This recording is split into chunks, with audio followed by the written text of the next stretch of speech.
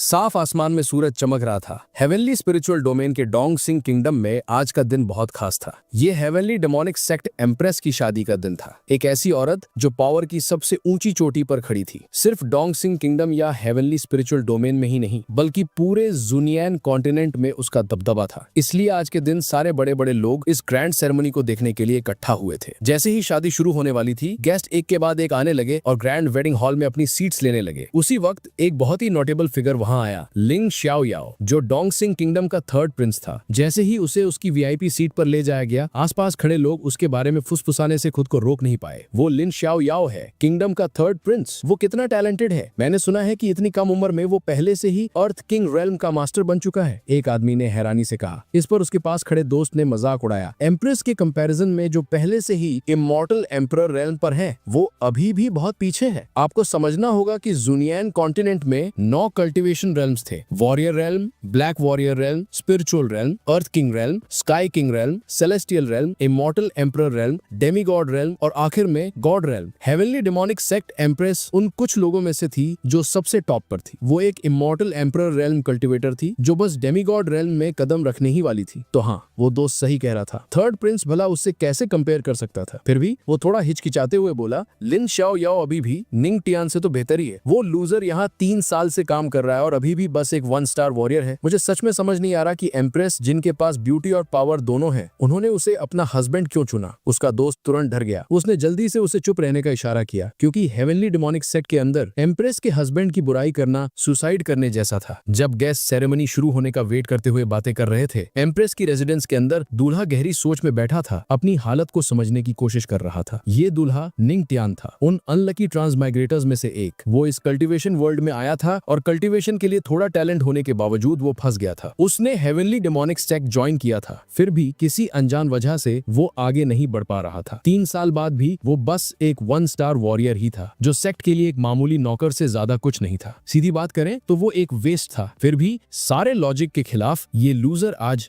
Heavenly demonic sect की empress से शादी करने वाला था। क्या ये थोड़ा अजीब नहीं है? जब वो अपने महंगे लाल वेडिंग रोब्स की क्वालिटी और स्टाइल को देख रहा था, उसे एक बात समझ आई। ये शादी शायद उसका टॉप पर पहुंचने का इकलौता टिकट हो सकती है, वरना उस जैसे वेस्ट की किस्मत में इस क्रूअल कल्टीवेशन वर्ल्ड में बलि का बकरा बनने के सिवा कुछ नहीं लिखा था। जैसे ही वो अपने आने वाले ब्रेक थ्रू के बारे में सोच रहा था, उसे बाहर कदमों की आहट सुनाई दी। दरवाजे पर एक परछाई दिखी। एम्प्रेस, जो इस ग्रैंड रेजिडेंस की मालकिन थी, वो अंदर आने वाली थी। जैसा उसने सोचा था, दरवाजा खुला और अंदर एक बेहद खूबसूरत औरत आई, जिसका फिगर हेवनली था। फिर भी उसकी डिवाइन ब्यूटी भी उसके चेहरे की नाराजगी को छुपा नहीं पाई। जाहिर है एम्प्रेस का मूड अच्छा नहीं था, भले ही आज उसकी खुद की शादी थी। अंदर आते ही उसने उसकी तरफ देखा और पूछा, तुम जाग गए? अच्छी बात है, मुझे तुमसे कुछ इंपॉर्टेंट डिस्कस करना है। उसके जवाब का इंतजार बिना किए वो गंभीर और रौबदार आवाज में बोलती रही, मैं सीधा पॉइंट पर आती हूँ। ये शादी सिर्फ दिखावे के लिए है। अगर तुमने मेरे बारे में कोई भी गंदे ख्याल लाने की हिम्मत की तो मेरे क्रूअल होने पर मुझे ब्लेम मत करना। ये सुनकर निंग टियान, जो अभी सोच रहा था कि ये उसका बड़ा मौका है, पूरी तरह शॉक हो गया। क्या मजाक है? मैं पहले ही परेशान हूँ और अब मेरी शादी भी झूठ है, उसने सोचा।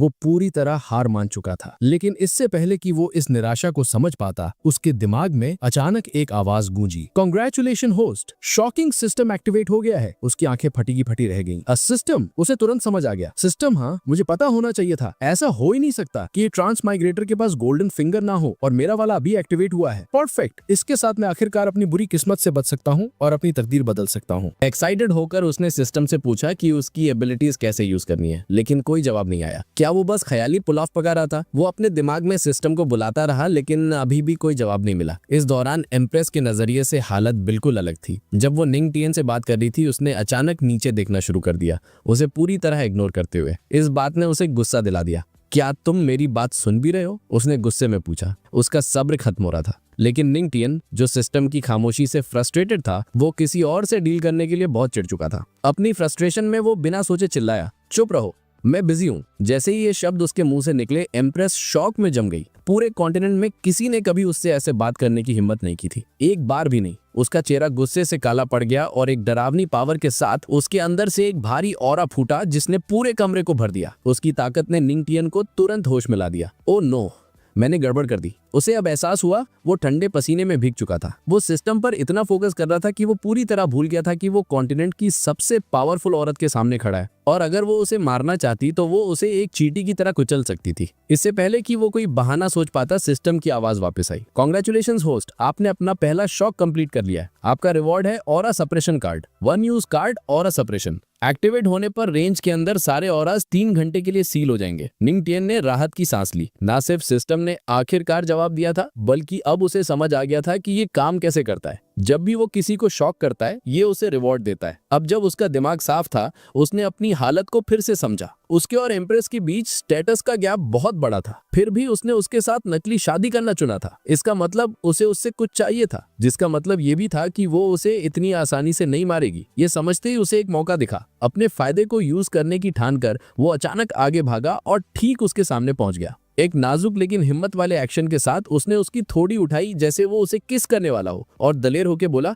मैं तुम्हारा हस्बैंड हूँ, क्या तुम्हें मेरे तुमसे इस तरह बात करने पर कोई ऑब्जेक्शन है? दूसरी बार एम्प्रेस शॉक होगी। सिस्टम ने नोटिफाई किया, कांग्रेचुलेशंस होस्ट, आपने एक ऑर्डिनरी शॉक कंप्लीट कर लिया है। आपका रिवॉर्ड है की ब्लड पिल। ये पिल मेरिडियंस को ठीक करती है और फिजिक को स्ट्रांग बनाती है। ये फिर से काम कर गया। निंग टियन मुस्कुराया। मौके का फायदा उठाते हुए वो बोलता रहा, जब हम हस्बैंड और वाइफ हैं तो क्या हमें वो नहीं करना चाहिए जो कपल्स करते हैं? एम्प्रेस का चेहरा लाल हो गया। शॉक अब गुस्से में बदल रहा था। उसी पल सिस्टम ने एक बार फिर नोटिफाई किया, कांग्रेचुलेशंस होस्ट, आपने एक इंटरमीडिएट शॉक कंप्लीट किया है। आपकी मेरिडियंस रिपेयर हो गई हैं। आपने God rank 10 fold cultivation ability जगा ली है। आप अभी हर सेकंड 10 गुना स्पिरिचुअल एनर्जी एब्जॉर्ब कर सकते हैं। आपकी मार्शल आर्ट्स की समझ 10 गुना बढ़ गई है। कल्टीवेशन स्किल प्रोग्रेस 10 गुना तेज हो गई है। ये सुनकर निंग टियन को आखिरकार समझ आ गया कि वो पिछले 3 सालों से आगे क्यों नहीं बढ़ पा रहा था। उसकी मेरिडियंस ब्लॉक थी, लेकिन अब जब वो रिपेयर हो गई हैं, वो अब कचरा नहीं था। खुशी के मारे वो झूम उठा। हालांकि उस वक्त एम्प्रेस अब अपना गुस्सा रोक नहीं पाई। क्या तुम मरना चाहती हो?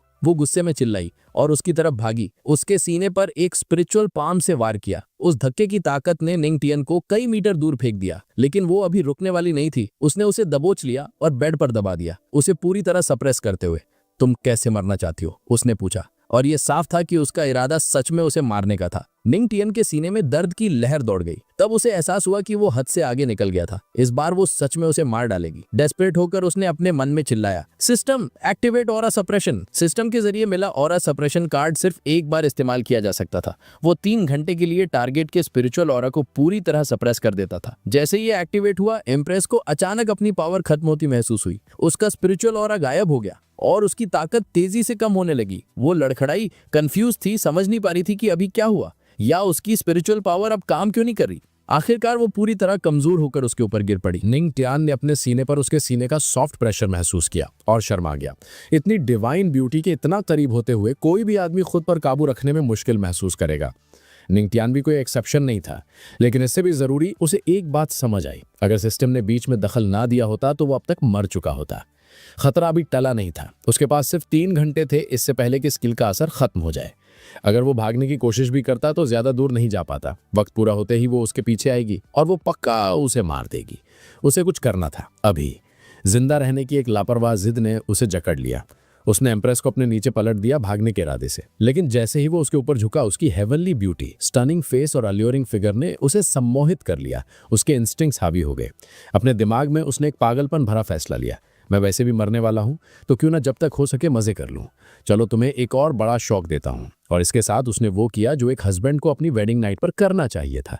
कमजोर और रोकने में असमर्थ एम्प्रेस सिर्फ उसे घूर सकती थी। अपनी मुठ्ठियां कसते हुए और उसका शरीर अनचाहे प्यार को सहते हुए अपने आप रिस्पॉन्ड कर रहा था। सिस्टम नोटिफिकेशंस निंग टियन के दिमाग में गूंजे। आपने हेवनली डेमोनिक सेक्ट की एम्प्रेस को शॉक कर दिया है।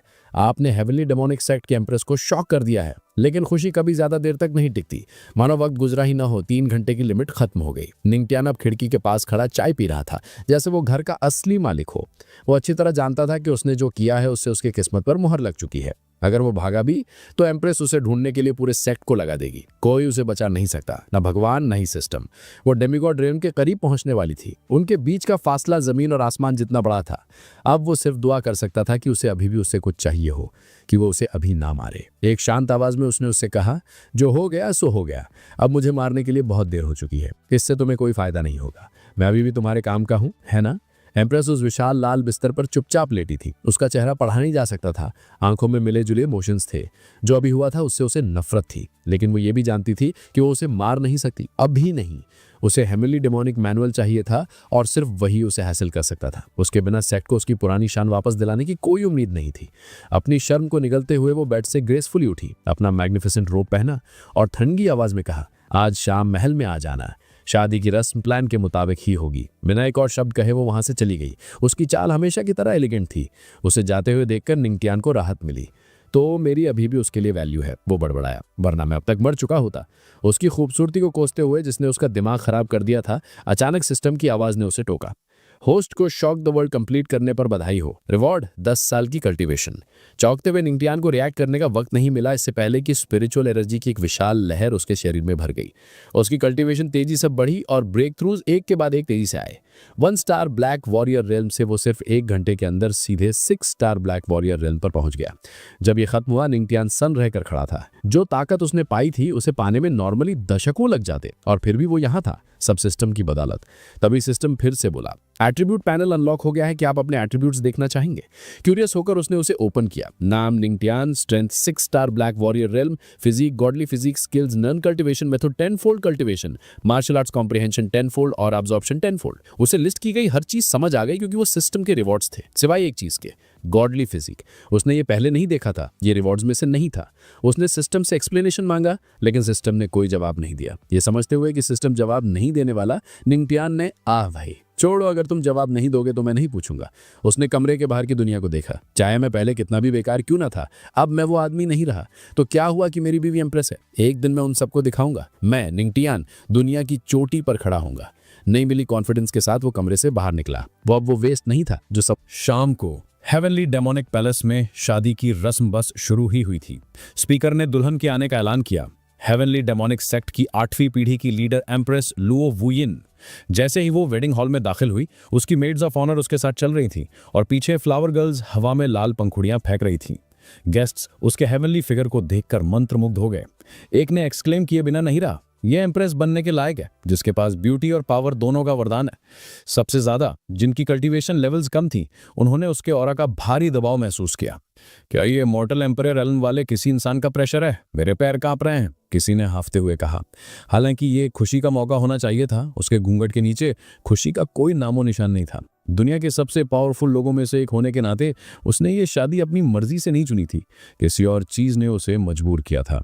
भीड़ में थर्ड प्रिंस ने एम्प्रेस को अपने पास से गुजरते हुए देखा।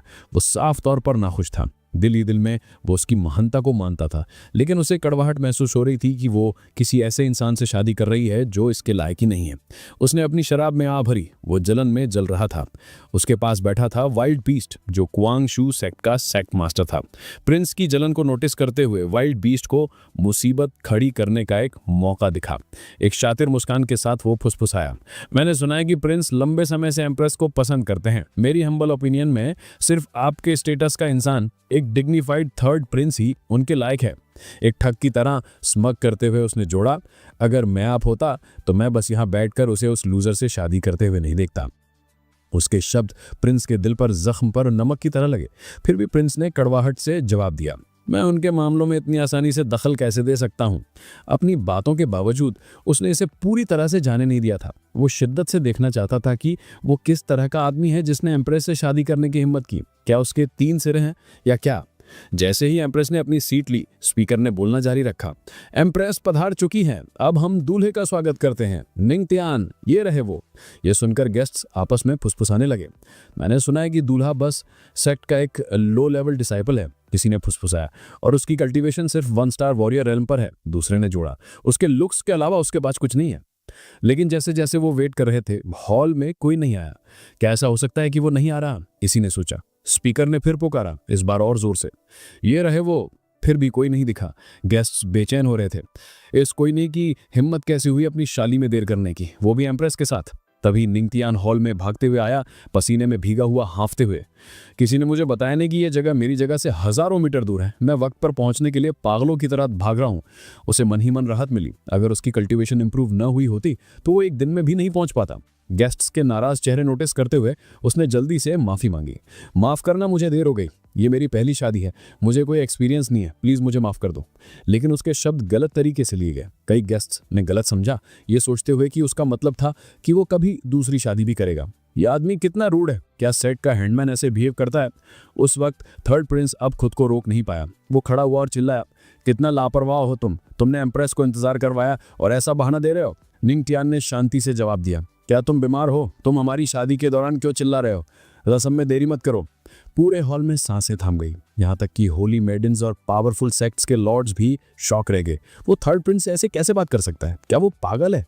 जबकि जलन और अविश्वास ने हॉल को भर दिया, निंग टियान अपने दिमाग में सिस्टम की नोटिफिकेशंस की मीठी धुन एंजॉय कर रहा था। होस्ट को वहां मौजूद सभी लोगों को शॉक करने पर बधाई हो। आपको earth level martial art skill heavenly demonic palm मिली है। इस स्किल की अंडरस्टैंडिंग 10 गुना बढ़ गई है। अंडरस्टैंडिंग कंप्लीट, स्किल हासिल हो गई। निंग टियान सन रह गया। ये शादी एक खजाना है, मैं सिर्फ लोगों को शॉक करके रिवॉर्ड्स पा सकता हूँ, यहाँ तक कि हेवनली डेमोनिक पाम जैसी पावरफुल मार्शल आर्ट भी।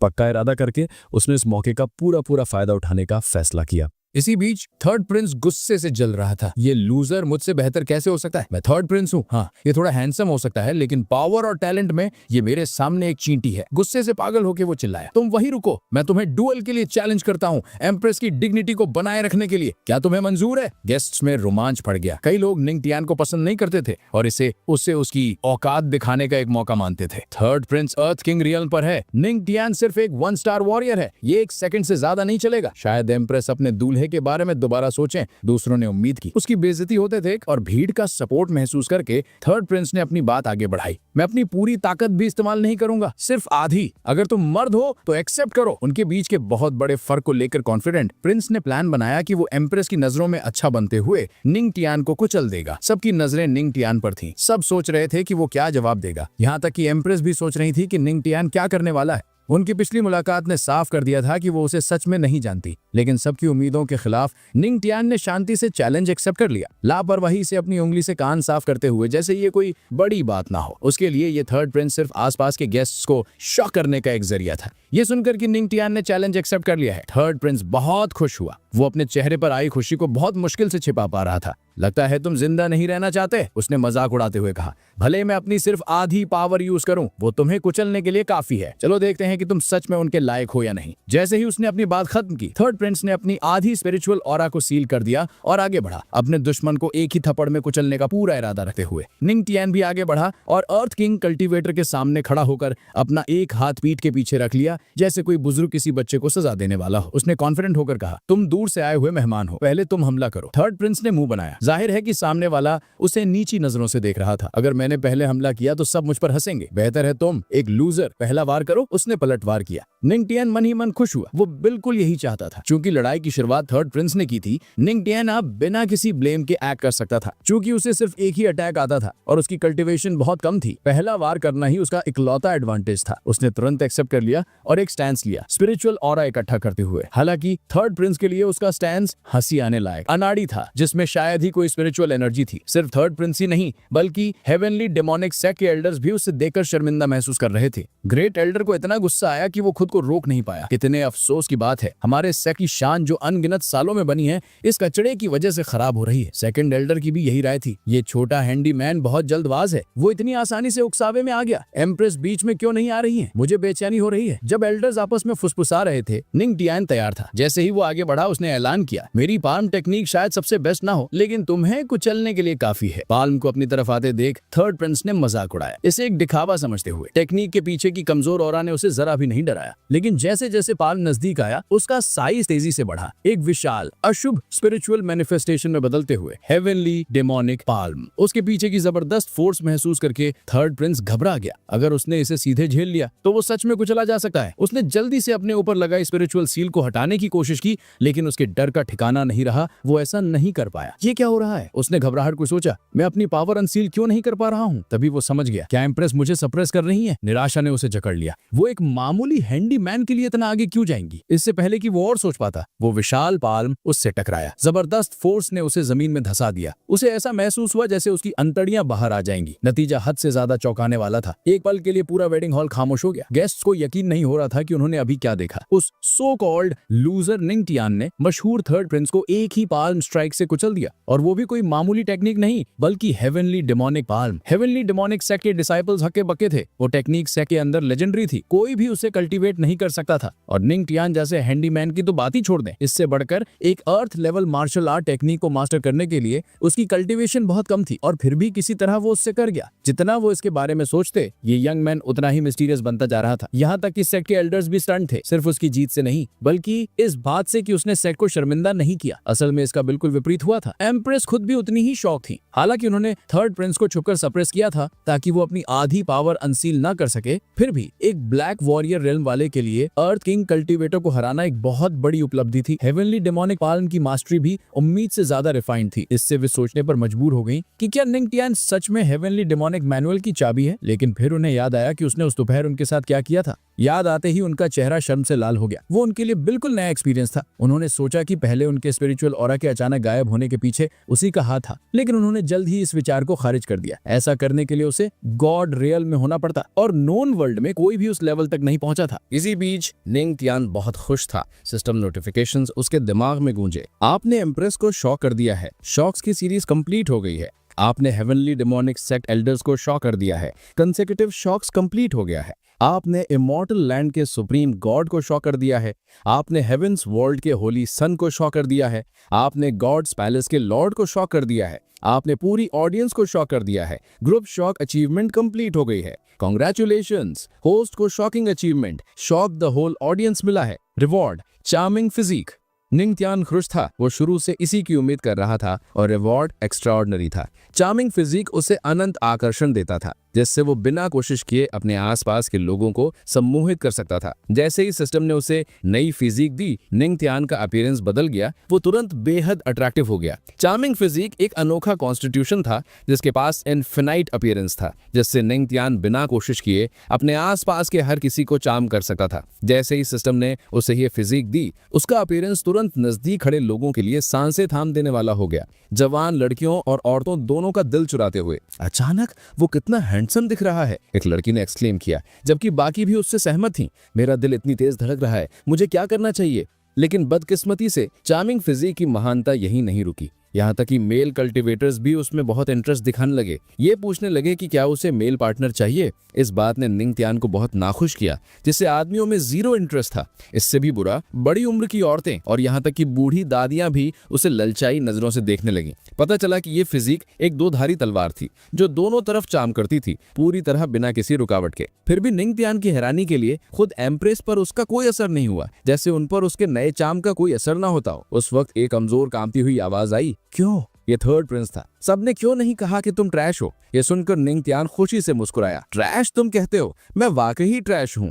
उसके शब्दों ने देखने वालों को नाखुश किया। कुछ ने सोचा ये तनाव भरा है, जबकि दूसरे उसके दिमागी हालत पर सवाल उठाने लगे। शायद वो सच में पागल है। लेकिन निंग टियान को परवाह नहीं थी कि वो क्या सोचते हैं। अपने हाथ पीठ के पीछे रखकर, जैसे कोई एल्डर जूनियर्स को सिखा रहा हो, उसने शांति से अपनी बात जारी रखी। एक कल्टीवेटर के तौर पर तुम्हें इंस्टेंट सक्सेस की उम्मीद नहीं करनी चाहिए। तो अगर वो ट्रैश नहीं है तो क्या है? अलग अलग सेक्ट्स के होली सन्स को उसकी बातें पसंद नहीं आई। उनमें से एक खड़ा हुआ और बोला, तुम्हें क्या लगता है कि एक ही स्टेप में टॉप पर पहुंचना कितना मुश्किल है? इतिहास में कितने लोगों ने ऐसा किया है? दूसरे ने कहा, तो तुम्हारे हिसाब से हम होली सन्स और प्रिंसेस ट्रैश हैं? उनके वाजिब एतराजों के जवाब में निंग टियान ने बस इतना कहा, ये दुनिया कितनी बड़ी है और लोग कितने छोटे हैं। वहां बाहर कोई ना कोई जरूर होगा जो आसमान में छलांग लगाने, धरती से बच निकलने, पहाड़ों और समुद्रों को हिलाने और बादल और बारिश को पलटने के काबिल होगा। संक्षेप में, वो कुछ भी कर सकते हैं। जहां तक मेरी बात है, मैं अपनी जहां पहचानना पसंद करता हूं। लेकिन तुम लोग अपनी मामूली अचीवमेंट्स के साथ इतने घमंडी हो। मेरी राय में तुम बस खुद को जीनियस मानने वालों का झुंड हो। उसके शब्द उन पर हथौड़े की तरह लगे। उनमें से कुछ ने तो मौके पर ही खून की उल्टियां कर दी। यहाँ तक कि हेवनली डेमोनिक सेक्ट के एल्डर्स भी देख सकते थे कि निंग तियान अपने शब्दों के साथ कितना बेरहम था। जब तक तुम एक स्टेप में आसमान तक नहीं पहुंच सकते तुम बेकार हो, एक एल्डर बड़बड़ाया अपना सिर हिलाते हुए। सेकंड एल्डर ने आ भरी, होली सन्स और प्रिंसेस को आमतौर पर जीनियस की तरह ट्रीट किया जाता है। इस लड़के की बातें उनका दिल तोड़ देंगी और गुस्सा भड़का देंगी। इस वक्त निंग तियान देखने वालों की नजरों में और भी ज्यादा रहस्यमयी होता जा रहा था। हर कोई जानता था कि वो बस एक मामूली हैंडीमैन है, इसलिए उन्हें समझ नहीं आ रहा था कि अभी उसमें एक सेंट जैसी ग्रेस कैसे दिख रही थी। बेशक उन्हें ये एहसास नहीं था कि 21st सेंचुरी का आदमी होने के नाते निंग तियांग भैंस और दिखावे में बेजोड़ था, जो कि उसका जन्मजात हुनर था। असल में वो इस कल्टीवेशन वर्ल्ड में एक औरत से भी भैंस जीत सकता था, जो कि एक नामुमकिन कारनामा माना जाता था। ये देखते हुए कि अगर निंग तियांग बोलता रहा तो वहां मौजूद होली सन्स और प्रिंसेस के डाउ हार्ट्स को नुकसान हो सका है, हेवनली डेमोनिक सेक्ट के ग्रेट एल्डर ने दखल दिया। उन्होंने पूछा, तुमने हेवनली डेमोनिक पाम कहां से सीखी? निंग तियांग जानता था कि वो ये नहीं बता सकता कि ये सिस्टम से मिली है। उसका वजूद एक टॉप सीक्रेट रहना चाहिए था, इसलिए उसने झूठ बोला। अब मैंने इसे बुद्धिस्ट स्क्रिप्चर पवेलियन से सीखा, उसने जवाब दिया।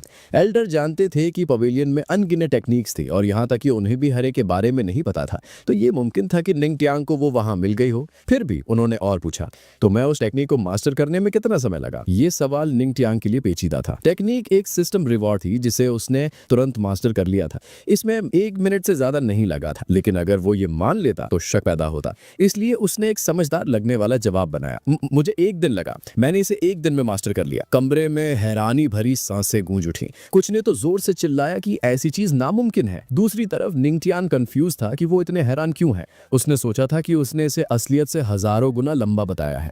एल्डर जो उम्मीद कर रहे थे कि वो कम से कम 1 साल कहेगा, हके बके रह गए। निंग तियांग के पास आते हुए उन्होंने हैरानी में आ भरी। ये टेक्निक कल्टीवेट करने में बदनाम हद तक मुश्किल है। आम लोग पूरी जिंदगी में भी कामयाब नहीं हो पाते। यहाँ तक कि बेहद टैलेंटेड एम्प्रेस को भी इसे मास्टर करने में 3 दिन लगे थे।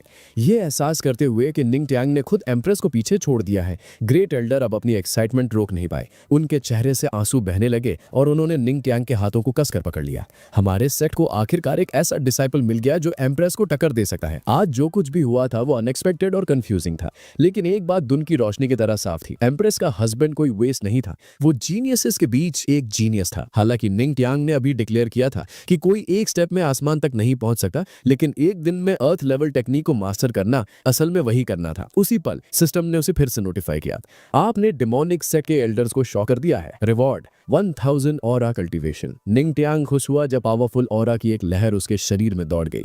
ग्रेट एल्डर अपने खुशी के आंसू पोंछते हुए समझ गए कि ये शादी हेवनली डेमोनिक सेट के लिए एक वरदान थी। शायद एम्प्रेस ने निंग तियांग के छिपे हुए टैलेंट को पहचान लिया था, वरना वो अपनी मर्जी से उससे शादी क्यों करती। इससे भी जरूरी, एक सुपर टैलेंटेड हस्बैंड और वाइफ के सेक को लीड करने से ये बस वक्त की बात थी कि सेक कल्टीवेशन वर्ल्ड के टॉप पर पहुंच जाए। ये शादी अब और डिले नहीं की जा सकती थी। वो तुरंत मेन स्पीकर की तरफ मुड़े जो शादी की रस्में पढ़ रहा था। तुम क्या कर रहे हो? वो गुर्राए। मेन स्पीकर ने जल्दी से इशारा समझा और ऐलान किया, वक्त आ गया है, दूल्हा दुल्हन आसमान और धरती की पूजा करें। शादी जारी रही। म्यूजिशियंस ने बजाना शुरू किया। दूल्हा और दुल्हन शान से एक दूसरे के बगल में चलते हुए ऑल्टर की तरफ पूजा के लिए बढ़े। कपल के गलियारे में शानदार प्रोसेशन को देखते हुए गेस्ट्स ने अपने हिसाब से रिएक्ट किया। ज्यादातर आदमियों ने एम्प्रेस की बेजोड़ खूबसूरती की तारीफ की, जो उनकी लाल वेडिंग ड्रेस में और भी निखर रही थी। वहीं कई होली मेडन्स को अफसोस हो रहा था कि वो निंग तियांग से पहले क्यों नहीं मिली। लेकिन एक बात जिस पर सब सहमत थे वो ये कि वो दोनों एक परफेक्ट मैच थे। सच में रब ने बना दी जोड़ी। कुछ गेस्ट्स ने तो ये बोल भी दिया। निंग तियांग, जो नोटिस कर रहा था कि लोग अपनी राय कितनी जल्दी बदल रहे हैं, मुस्कुराया। चाहे तुम किसी भी दुनिया में हो, ताकत की हमेशा इज्जत की जाती है। एक मोमेंट पहले मैं ट्रैश था, अब हम परफेक्ट मैच है। मेन स्पीकर ने सेरेमनी जारी रखी। पहला, आसमान और धरती को नमन। दूसरा, पूर्वजों को नमन। निंग तियान और एम्प्रेस ने निर्देशों के मुताबिक नमन किया। जब वो पूर्वजों की पूजा कर रहे थे, एम्प्रेस अपने नए पति को चोरी छिपे देखने से खुद को रोक नहीं पाई, चुपचाप ये उम्मीद करते हुए कि सब कुछ वैसा ही हो जैसा डीमन स्टैचू ने भविष्यवाणी की थी। कुछ महीने पहले वो फॉरबिडन माउंटेन में हेवनली डीमन सेट की पवित्र जमीन पर गई थी, जहां उन्होंने सेट की भयानक मुसीबत समझाई थी। उन्होंने डीमन स्टैचू से पूछा था कि क्या वो सच में उन्हें वादा किया हुआ डीमन मैनुअल देगा, इस शर्त पर कि वो उस सो कॉल्ड लूजर निंग तियान से शादी करे। आधे साल में उन्होंने गंभीरता से कहा, 5 सेलेस्टियल एम्परर्स, राइटियस अलायंस के 3 लॉर्ड्स और 2 इमॉर्टल एम्परर्स हमारे सेट को घेरने आएंगे। सिर्फ डेमिगॉड रील्म तक पहुंचकर ही मुझ में उनका सामना करने की ताकत आ सकती है, और उसे हासिल करने के लिए मुझे पाथ टू गॉडहुड चाहिए, जो सिर्फ डीमन मैनुअल को कल्टीवेट करने से मिल सकता है। एंशिएंट सेक्ट कानून के मुताबिक सेक्ट लीडर को डीमन मैनुअल हासिल करने के लिए उन्हें किसी ऐसे इंसान से शादी करनी पड़ती थी जिसके पास गॉडली फिजिक हो। हालांकि उसे पहले आदमियों में कोई इंटरेस्ट नहीं था, उसने निंग टियान से शादी करने का फैसला किया। चाहे दूसरे उसे कितना भी बेकार समझे, वो अपने सेक्ट को बर्बाद नहीं होने देगी। वापस शादी में रस्म अपने आखिरी पड़ाव पर थी। मेन स्पीकर ने ऐलान किया कि दूल्हा और दुल्हन के जाने का वक्त हो गया है। जैसे ही कपल वहां से निकला, ज्यादातर गेस्ट्स उनके लिए खुश थे, जबकि बाकी एम्प्रेस की दूरदर्शिता की तारीफ कर रहे थे कि उन्होंने ऐसे आदमी को चुना। वो जितना निंग टियान को देख रहे थे वो उतना ही खास लग रहा था। कई लोगों को एहसास होने लगा कि वो कितने बेवकूफ थे जो उसे पीस ऑफ ट्रैश समझते थे। एक बात साफ थी, कुछ सालों में हेवनली डीमन सेक्ट शायद एक और पावर हाउस को जन्म देगा जो खुद एम्प्रेस के बराबर होगा। सिर्फ ऐसा टैलेंट रखने वाला इंसान ही सच में उनके लायक हो सकता है। हालांकि गेस्ट्स के बीच सेक्ट लीडर वाइल्ड बीस्ट, जिसने पहले थर्ड प्रिंस को मुसीबत खड़ी करने के लिए उकसाया था, उसका चेहरा गंभीर था। उसने आज जो देखा था वो उसकी उम्मीदों से बहुत परे था, और उसे लगा कि उसे बिना देर किए अलायंस लीडर को रिपोर्ट करनी चाहिए। राइटियस अलायंस में कई डिस्टिंग्विश्ड एल्डर्स एक लंबी टेबल पर बैठे चाय पी रहे थे और इंपॉर्टेंट मैटर्स पर बात कर रहे थे। एक बूढ़े आदमी ने अपनी चिंता जाहिर की, एल्डर्स, डीमंस आजकल ज्यादा निडर होते जा रहे हैं और उन्हें हेवनली डीमन सेक्ट लीड कर रहा है। ये सुनकर एम्परर जेंशियन, जो एक इमॉर्टल एम्परर, कल्टीवेटर और राइटियस अलायंस का लॉर्ड था, उसने पूछा कि फीमेल डीमन लोयोवीन का सर कलम करने के प्लान की क्या प्रोग्रेस है। एक एल्डर जिसका नाम जियान में था, उसने कॉन्फिडेंटली जवाब दिया, सब कुछ तैयार है माय लॉर्ड। आपके हुक्म पर उसे पता भी नहीं चलेगा कि उसे किसने मारा। खुश होकर उस बूढ़े आदमी ने उसके हाल ही में लिए गए एक बेकार हैंडमैन से शादी करने के बेवकूफी भरे फैसले का मजाक उड़ाना शुरू कर दिया। इसने अलायंस लॉर्ड जोंग टियान को वाइल्ड बीस्ट के भेजे हुए मैसेज की याद दिला दी। ये फैसला करते हुए कि अब वक्त है खुद सुनने का कि क्या हुआ, उसने एक spiritual artifact psychic gem activate किया। एक घबराए हुए वाइल्ड बीस्ट का प्रोजेक्शन उनके सामने आया। उसने तुरंत चिल्लाया, लीडर, कुछ बहुत बड़ा हुआ है। हर कोई बता सकता था कि ये अच्छी खबर नहीं थी, और अलायंस लॉर्ड ने सोचा कि आखिर किस चीज ने वाइल्ड बीस्ट जैसे इज्जतदार इंसान को इतना पैनिक करवा दिया। वाइल्ड बीस्ट ने एक सांस में आगे कहा, डीमन एम्प्रेस ने हम सबको धोखा दिया। जिस आदमी से उसने शादी की है वो ट्रैश नहीं है, वो एक बेमिसाल जीनियस है। इस खुलासे ने एल्डर्स को शॉक कर दिया। एक विरोधी गुट में अचानक एक पियरलेस जीनियस का आना कोई हंसी मजाक की बात नहीं थी। वो बूढ़ा आदमी जिसे शक था कि शादी वैसी नहीं है जैसी दिख रही है, उसे अब एहसास हुआ कि उसका अंदाजा सही था। लेकिन वाइल्ड बीस्ट अभी रुका नहीं था। उस आदमी का नाम निंग टियान है। वो एक मामूली हैंडमैन होने का दावा करता है, लेकिन मैंने वैसा ही किया जैसा आपने निर्देश दिया था। मैंने थर्ड प्रिंस लिंस चाओ याओ को उसके साथ ड्यूल के लिए उकसाया। किसने सोचा था कि निंग टियान बिल्कुल भी ट्रैश नहीं था। उसने थर्ड प्रिंस को सिर्फ एक पाम स्ट्राइक में हरा दिया, एक ऐसी टेक्निक जो उसने सिर्फ एक दिन में सीखी थी, और सिर्फ एक शब्द से उसने उन सबके डाव हार्ट्स को तोड़ दिया जो खुद को जीनियस समझते थे। ये लेजेंडरी लगने वाले कारनामे सुनकर राइटियस अलायंस के एल्डर्स समझ गए कि ये कोई मामूली बात नहीं है। ये निंग टियान बहुत रहस्यमयी है और इसे गंभीरता से लेने की जरूरत है। डीमन एम्प्रेस द्वारा पूरी तरह बेवकूफ बनाए जाने का एहसास करते हुए अलायंस लॉर्ड जोंग टियान को इतना गुस्सा आया कि उसने अनजाने में अपने हाथ में पकड़े हुए साइकिक जैम को कुचल दिया। उसका चेहरा दुश्मनी से भरा हुआ और ठंडा हो गया जब उसने थूका। अनजाने में ही सही, लेकिन उस लड़की ने अपनी चाल चल दी। हमें निंग टियान के बारे में हर एक डिटेल पता होनी चाहिए। हेवनली डीमन सेक्ट को जड़ से उखाड़ना होगा, वरना हम भारी खतरे में पड़ जाएंगे। इसी बीच एम्प्रेस के बेड चेंबर में कपल के मौजूद होने के बावजूद खामोशी छाई थी। एम्प्रेस शांति से आईने के सामने बैठी अपने लंबे बाल बना रही थी, जबकि निंग टियान अजीब तरह से बेड पर बैठा था। समझ नहीं पा रहा था कि आगे क्या करे। उनका रिश्ता नॉर्मल होने से कोसों दूर था, और इससे भी जरूरी, जब उसकी चार्मिंग गॉडली फिजिक ने शादी में सबको दीवाना बना दिया था, एम्प्रेस ने उस पर कोई रिएक्शन नहीं दिया था। उस पल निंग टियान को एहसास हुआ कि वो अचानक कहीं से उनका पति बन गया है। अगर सिस्टम ने दखल ही ना दिया होता तो वो सोचना भी नहीं चाहता था कि उसके लिए चीजें कितनी बुरी होती। वो शायद इस शादी को एक बोझ मान रही होंगी, और कौन जाने कि वो भविष्य में उससे मिलने की जहमत भी उठाएंगी या नहीं। अगर उसे इस घर में अपनी जगह पक्की करनी है तो उसे इसके लिए मेहनत करनी होगी। अपना इरादा पक्का करते हुए उसने सिस्टम को बुलाया ताकि चार्मिंग फिजिक को एक बार फिर एक्टिवेट कर सके। जैसे ही चार्मिंग फिजिक एक्टिवेट हुआ, निंग टियान खड़ा हुआ और एम्प्रेस की तरफ बढ़ा, ये सोचते हुए कि अब जब कोई और आसपास नहीं है तो उसे उन्हें दोबारा शॉक करने की कोशिश करनी चाहिए। उनके पीछे पहुंचकर उसने पुकारा, मैक्सिमम चार्म बिखेरने के लिए एक स्टाइलिश पोज मारते हुए, वाइफ, एक वसंत की रात का एक पल हजारों सोने के सिक्कों के बराबर होता है। क्या हमें वो करना चाहिए जो हमें करना है? उन्होंने एक बार उसकी तरफ देखा, अपना सिर हिलाया और अपने बाल बनाना जारी रखते हुए शांति से जवाब दिया, मुझे तुम्हारी स्पेशल फिजिक के बारे में पता है। तुम शायद इससे छोटी बच्चियों को चार्म कर सकते हो, लेकिन तुम मुझे हैंडल नहीं कर सकते। इसके साथ निंग टियान को एहसास हुआ कि उन्हें चार्म करने की उसकी कोशिश बुरी तरह फेल हो गई, ये कंफर्म करते हुए कि उनका दिल एक इनडिस्ट्रक्टिबल लेवल तक पहुंच चुका है। लेकिन डीमन एम्प्रेस कोई ऐसी नहीं थी जो बिना पलटवार की हमला सहे। उन्होंने एलिगेंटली अपना भारी सफेद रोब हटाया, एक सिडक्टिव लाल नाइट ड्रेस दिखाते हुए जो उनके परफेक्ट कर्वेशियस फिगर से चिपकी हुई थी। खास तौर पर उनके दो विशाल और दिव्य ट्रेजर माउंटेन्स को उभार रही थी। निंग टियान अपने सामने नजारा देखकर तुरंत चार्म हो गया। उनकी खूबसूरती बेमिसाल थी, उसने आज तक जो भी देखा था उससे परे। ग्रेसफुली उसके पास आते हुए उन्होंने अपनी उंगलियां अपने सीने पर फेरी और झुककर उसके कान में प्यार से फुसफुसाई, तुम चाहते हो लेकिन तुम हिम्मत नहीं कर रहे। वो उसके पास से गुजरी और ग्रेसफुली बेड पर बैठ गई। एम्प्रेस का ये चुलबुला रूप निंग टियान के लिए सरप्राइज था। वो समझ नहीं पा रहा था कि अभी क्या हुआ। वो बस इतना ही चिल्ला सका, कौन डरता है? एम्प्रेस शरारत से मुस्कुराई, तुम्हारे सिवा यहाँ और कौन है? उन्हें देखते हुए निंग टियान को मानना पड़ा कि उनके पास वो सब कुछ था जो मॉडर्न फेमिनिस्ट सपने में सोचती हैं लेकिन कभी पा नहीं सकती। वो एक परफेक्ट 10 आउट ऑफ 10 थी। उनका स्टनिंग फिगर, फ्लॉलेस कर्व्स और बेमिसाल खूबसूरती। उनके पास बहुत ज्यादा इन्फ्लुएंस और पावर थी, दुनिया के टॉप 1% एलीट में रैंक करती थी और उनकी दौलत बेशुमार थी। इन सबको मिलाकर वो ब्यूटीज के बीच में भी ब्यूटी थी, अरबों में एक एग्जिस्टेंस। हैरानी की बात यह थी कि वो अपने कोल्ड डीमन एम्प्रेस पर्सोना के उलट प्लेफुल भी हो सकती थी। आखिर में निंग टियान का एम्प्रेस को चार्म करने का प्लान उल्टा पड़ गया और वो खुद चार्म हो गया। उसकी सारी चिंताएं दिमाग से गायब हो गईं। जोश में आकर वो एक जंगली बैल की तरह उनकी तरफ बढ़ा, उनके इटर्नल प्लेजर के उन दो डिवाइन ट्रेजर माउंटेन्स को फतह करने के इरादे से। तेज सांस लेते हुए उसने ऐलान किया, अपनी इज्जत की खातिर मैं अभी तुम्हें खुद को साबित करूंगा। लेकिन उसी पल उसने पाया कि वो एक और कदम नहीं बढ़ा पा रहा। घबरा के उसने पूछा कि उन्होंने उसके साथ क्या किया है। ये एहसास करते हुए कि उसका शरीर अब रिस्पॉन्ड नहीं कर रहा, एम्प्रेस आलस से बेड पर लेट गई और जवाब दिया, मैंने कुछ सीरियस नहीं किया, मैंने बस तुम्हें थोड़ी ऑरा से सप्रेस कर दिया है। आज रात तुम खड़े होकर ही सोगे। निंग टियान पत्थर बन गया। वो विरोध में चिल्लाया, उनकी नाइंसाफी की शिकायत करते हुए, जिद करते हुए कि चीजें ऐसी नहीं होनी चाहिए थी। उसके दिमाग में उन्हें उसे बेड पर बराबरी से लड़ने देना चाहिए था, उसकी यूनिक लॉन्ग सोर्ड के साथ जो असली गम जैसी सफेद गोलियां शूट करती है। बेशक एम्प्रेस को उस वक्त उसकी लॉन्ग सोर्ड में कोई इंटरेस्ट नहीं था और उन्होंने उसकी सारी शिकायतों को इग्नोर कर दिया। जैसे जैसे वक्त बीता, थके हुए निंग टियान ने मान लिया कि उनका उसे छोड़ने का कोई इरादा नहीं है।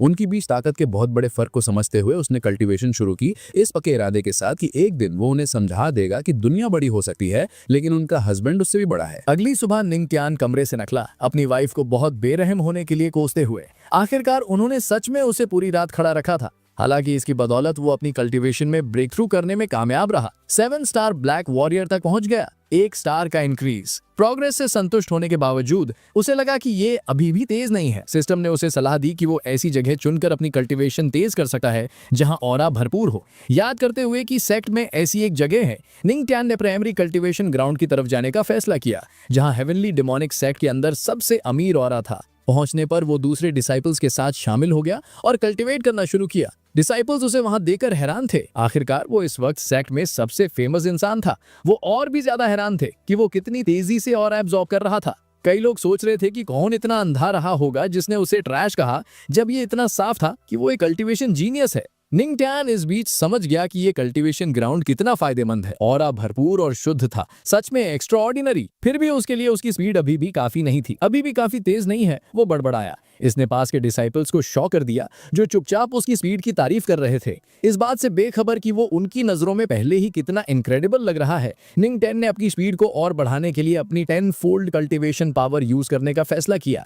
जैसे ही उसने इसे एक्टिवेट किया, जितना स्पिरिचुअल ऑरा वो एब्जॉर्ब कर रहा था वो कई गुना बढ़ गया। वो यहाँ तक कि दूसरे डिसाइपल्स के हिस्से का ऑरा भी एब्जॉर्ब करने लगा, प्रैक्टिकली उन्हें उससे लूटे हुए। स्पिरिचुअल एनर्जी ने एक ड्रैगन जैसा आकार ले लिया, जिसे निंग टियान खतरनाक रफ्तार से निगल रहा था। डिसाइपल्स सन्न रह गए क्योंकि वो बादलों को निगलते हुए एक भूखे ड्रैगन जैसा लग रहा था। सिस्टम ने नोटिफाई किया, आपने डिसाइपल्स के एक ग्रुप को शॉक कर दिया है। Reward, black ranked movement technique, water dragon step, currently cultivating water dragon step at 10 fold speed, cultivation successful. Ning Tian बहुत खुश था। ये टेक्निक बहुत बेहतरीन लग रही थी। इसके साथ उसे खतरे से भागने या अचानक एंट्री मारने में कोई दिक्कत नहीं होगी। भले ही उसने भारी मात्रा में ऑरा एब्जॉर्ब किया था, वो समझता था कि बिना एक प्रॉपर कल्टीवेशन टेक्निक के उसकी ताकत ज्यादा नहीं बढ़ेगी। नई कल्टीवेशन टेक्निक सीखने का वक्त आ गया है। उसने तुरंत पास खड़ी एक फीमेल डिसाइपल से पूछा, सेक्ट अपनी टेक्निक्स कहाँ रखता है? घबराते हुए और एक्साइटेड होकर कि पॉपुलर पेट्रियार्क उससे बात कर रहे हैं, उसने जल्दी से जवाब दिया, पेट्रियार्क वो स्क्रिप्चर डिपॉजिटरी में है और आज दरअसल उसका ओपनिंग डे है। स्क्रिप्चर डिपॉजिटरी, थी, निंग टियान ने दिलचस्पी के साथ दोहराया। जाने के लिए मुड़ते हुए उसने उसका शुक्रिया अदा किया, लेकिन ये भी पूछा कि वो उसे पेट्रियार्क क्यों बुला रही है। उसके दिमाग में वो बस एक अर्ली 20s का नौजवान था, वो किसी चीज का पेट्रियार्क कैसे हो सकता है। लड़की ने खुशी से समझाया, सेक्ट रूल्स के मुताबिक जो एम्प्रेस से शादी करता है उसे पेट्रियार्क का टाइटल दिया जाता है। अपनी अज्ञानता पर शर्मिंदा होते हुए ये सुनकर वो बेचारी लड़की इतनी ओवरवेल्म्ड हो गई कि उसकी अंडरवेयर में छोटे छोटे क्राइसिस की बाढ़ आ गई। शर्माते हुए वो हकलाई, जी पेट्रियार्क, बिग ब्रदर। उसे और ज्यादा परेशानी ना देते हुए निंग टियान ने जल्दी से खुद को माफ किया। मैं अब तुम्हारी कल्टीवेशन डिस्टर्ब नहीं करूंगा, मैं चलता हूँ। स्क्रिप्चर डिपॉजिटरी पहुंचकर निंग टियान ने डिसाइपल्स की एक लंबी लाइन देखी। लाइन में लगते हुए निंग टियान ने अपने आगे वाले डिसाइपल से पूछा, क्या तुम सब डिपॉजिटरी में जाना चाहते हो? ये लाइन इतनी लंबी है, क्या हमें अंदर जाने में सदियां नहीं लग जाएंगी? डिसाइपल ने बिना पीछे थे जवाब दिया, ये डिपॉजिटरी टेक्निक्स और स्किल्स से भरी है जिन्हें खोजने में लगातार कई लीडर्स ने अपनी जिंदगी बिता दी। जाहिर है यहाँ 3 दिन और रातों तक चलने वाली लाइन होगी। जैसे ही उसने बोलना खत्म किया और मुड़ा, उसे तुरंत एहसास हुआ कि वो पेट्रियार्क से बात कर रहा है, जिसने उसे शॉक कर दिया। उसने तुरंत चिल्लाया, पेट्रियार्क। उसी पल सारे डिसाइपल्स ने निंग टियान की मौजूदगी नोटिस की। फीमेल डिसाइपल्स उसे घेरने के लिए दौड़ी। वो साफ तौर पर चार्म्ड थीं। उनमें से कई चोरी छुपे ये दुआ कर रही थी कि वो उन्हें अपनी कॉन्क्यूबाइंस बना ले, जबकि मेल डिसाइपल्स सिर्फ जेलसी में जल सकते थे, ये विश करते हुए कि काश उनके पास उसके करिश्मा का एक छोटा सा हिस्सा भी होता। निंग टियान सच में एक्स्ट्रा ऑर्डिनरी था। न सिर्फ उसने डीमन एम्प्रेस से शादी की थी, बल्कि उसने अनगिनत फीमेल डिसाइपल्स के दिल भी जीत लिए थे। इस शोर शराबे को जल्द ही एक एल्डर ने रोक दिया, जो डिपॉजिटरी से बाहर निकले गुस्से में चिल्लाते हुए, यहाँ क्या हो रहा है? क्या तुम्हें डिपॉजिटरी के सामने शोर मचाने के रूल्स नहीं पता? जब डिसाइपल्स ने एल्डर गुआन को देखा, वो तुरंत खामोशी से इधर उधर हो गए। किसी ने एक शब्द बोलने की हिम्मत नहीं की। एल्डर गुआन अपने स्ट्रिक्ट और ओल्ड फैशन होने के लिए मशहूर थे, जिन्हें एम्प्रेस की बात काटने के बाद डिपॉजिटरी में असाइन किया गया था। हर कोई जानता था कि अगर गुआन ने तुम्हें घूर लिया तो तुम्हारे पास पछतावे के सिवा कुछ नहीं बचेगा। लेकिन सबकी हैरानी के लिए भीड़ में निंग टियान को देखते ही एल्डर गुआन एक रिस्पेक्टफुल झुककर सलाम के साथ उसके पास आए। इसने डिसाइपल्स को हक्का बक्का कर दिया। कई लोग सोच रहे थे कि क्या वो सपना देख रहे हैं, और अपने दोस्तों से उन्हें चिकोटी काटने को कहा ताकि कंफर्म कर सकें कि वो भ्रम नहीं देख रहे। बिना देर किए एल्डर गुआन ने निंग टियान को एक गोल्डन की दी। पेट्रियार्क, ये की स्क्रिप्चर डिपॉजिटरी के सभी फ्लोर्स का एक्सेस देती है। निंग टियान खुश था। हालांकि एल्डर गुआन स्ट्रिक्ट थे, जाहिर तौर पर वो अपनी ड्यूटीज अच्छी तरह निभाते थे। की लेते हुए निंग टियान ने पूछा, एक्सेस पाने के लिए क्या मुझे बस इस एंशिएंट की को पकड़कर रखना होगा? एल्डर गुआन ने सिर हिलाया, जी पेट्रियार्क, फ्लोर जितना ऊंचा होगा वहां रखी टेक्निक उतनी ही स्ट्रांग होगी। हालांकि स्ट्रेंथ रिक्वायरमेंट्स भी बढ़ जाती हैं। क्या मैं पूछ सकता हूं कि आप किस फ्लोर पर जाने का इरादा रखते हैं?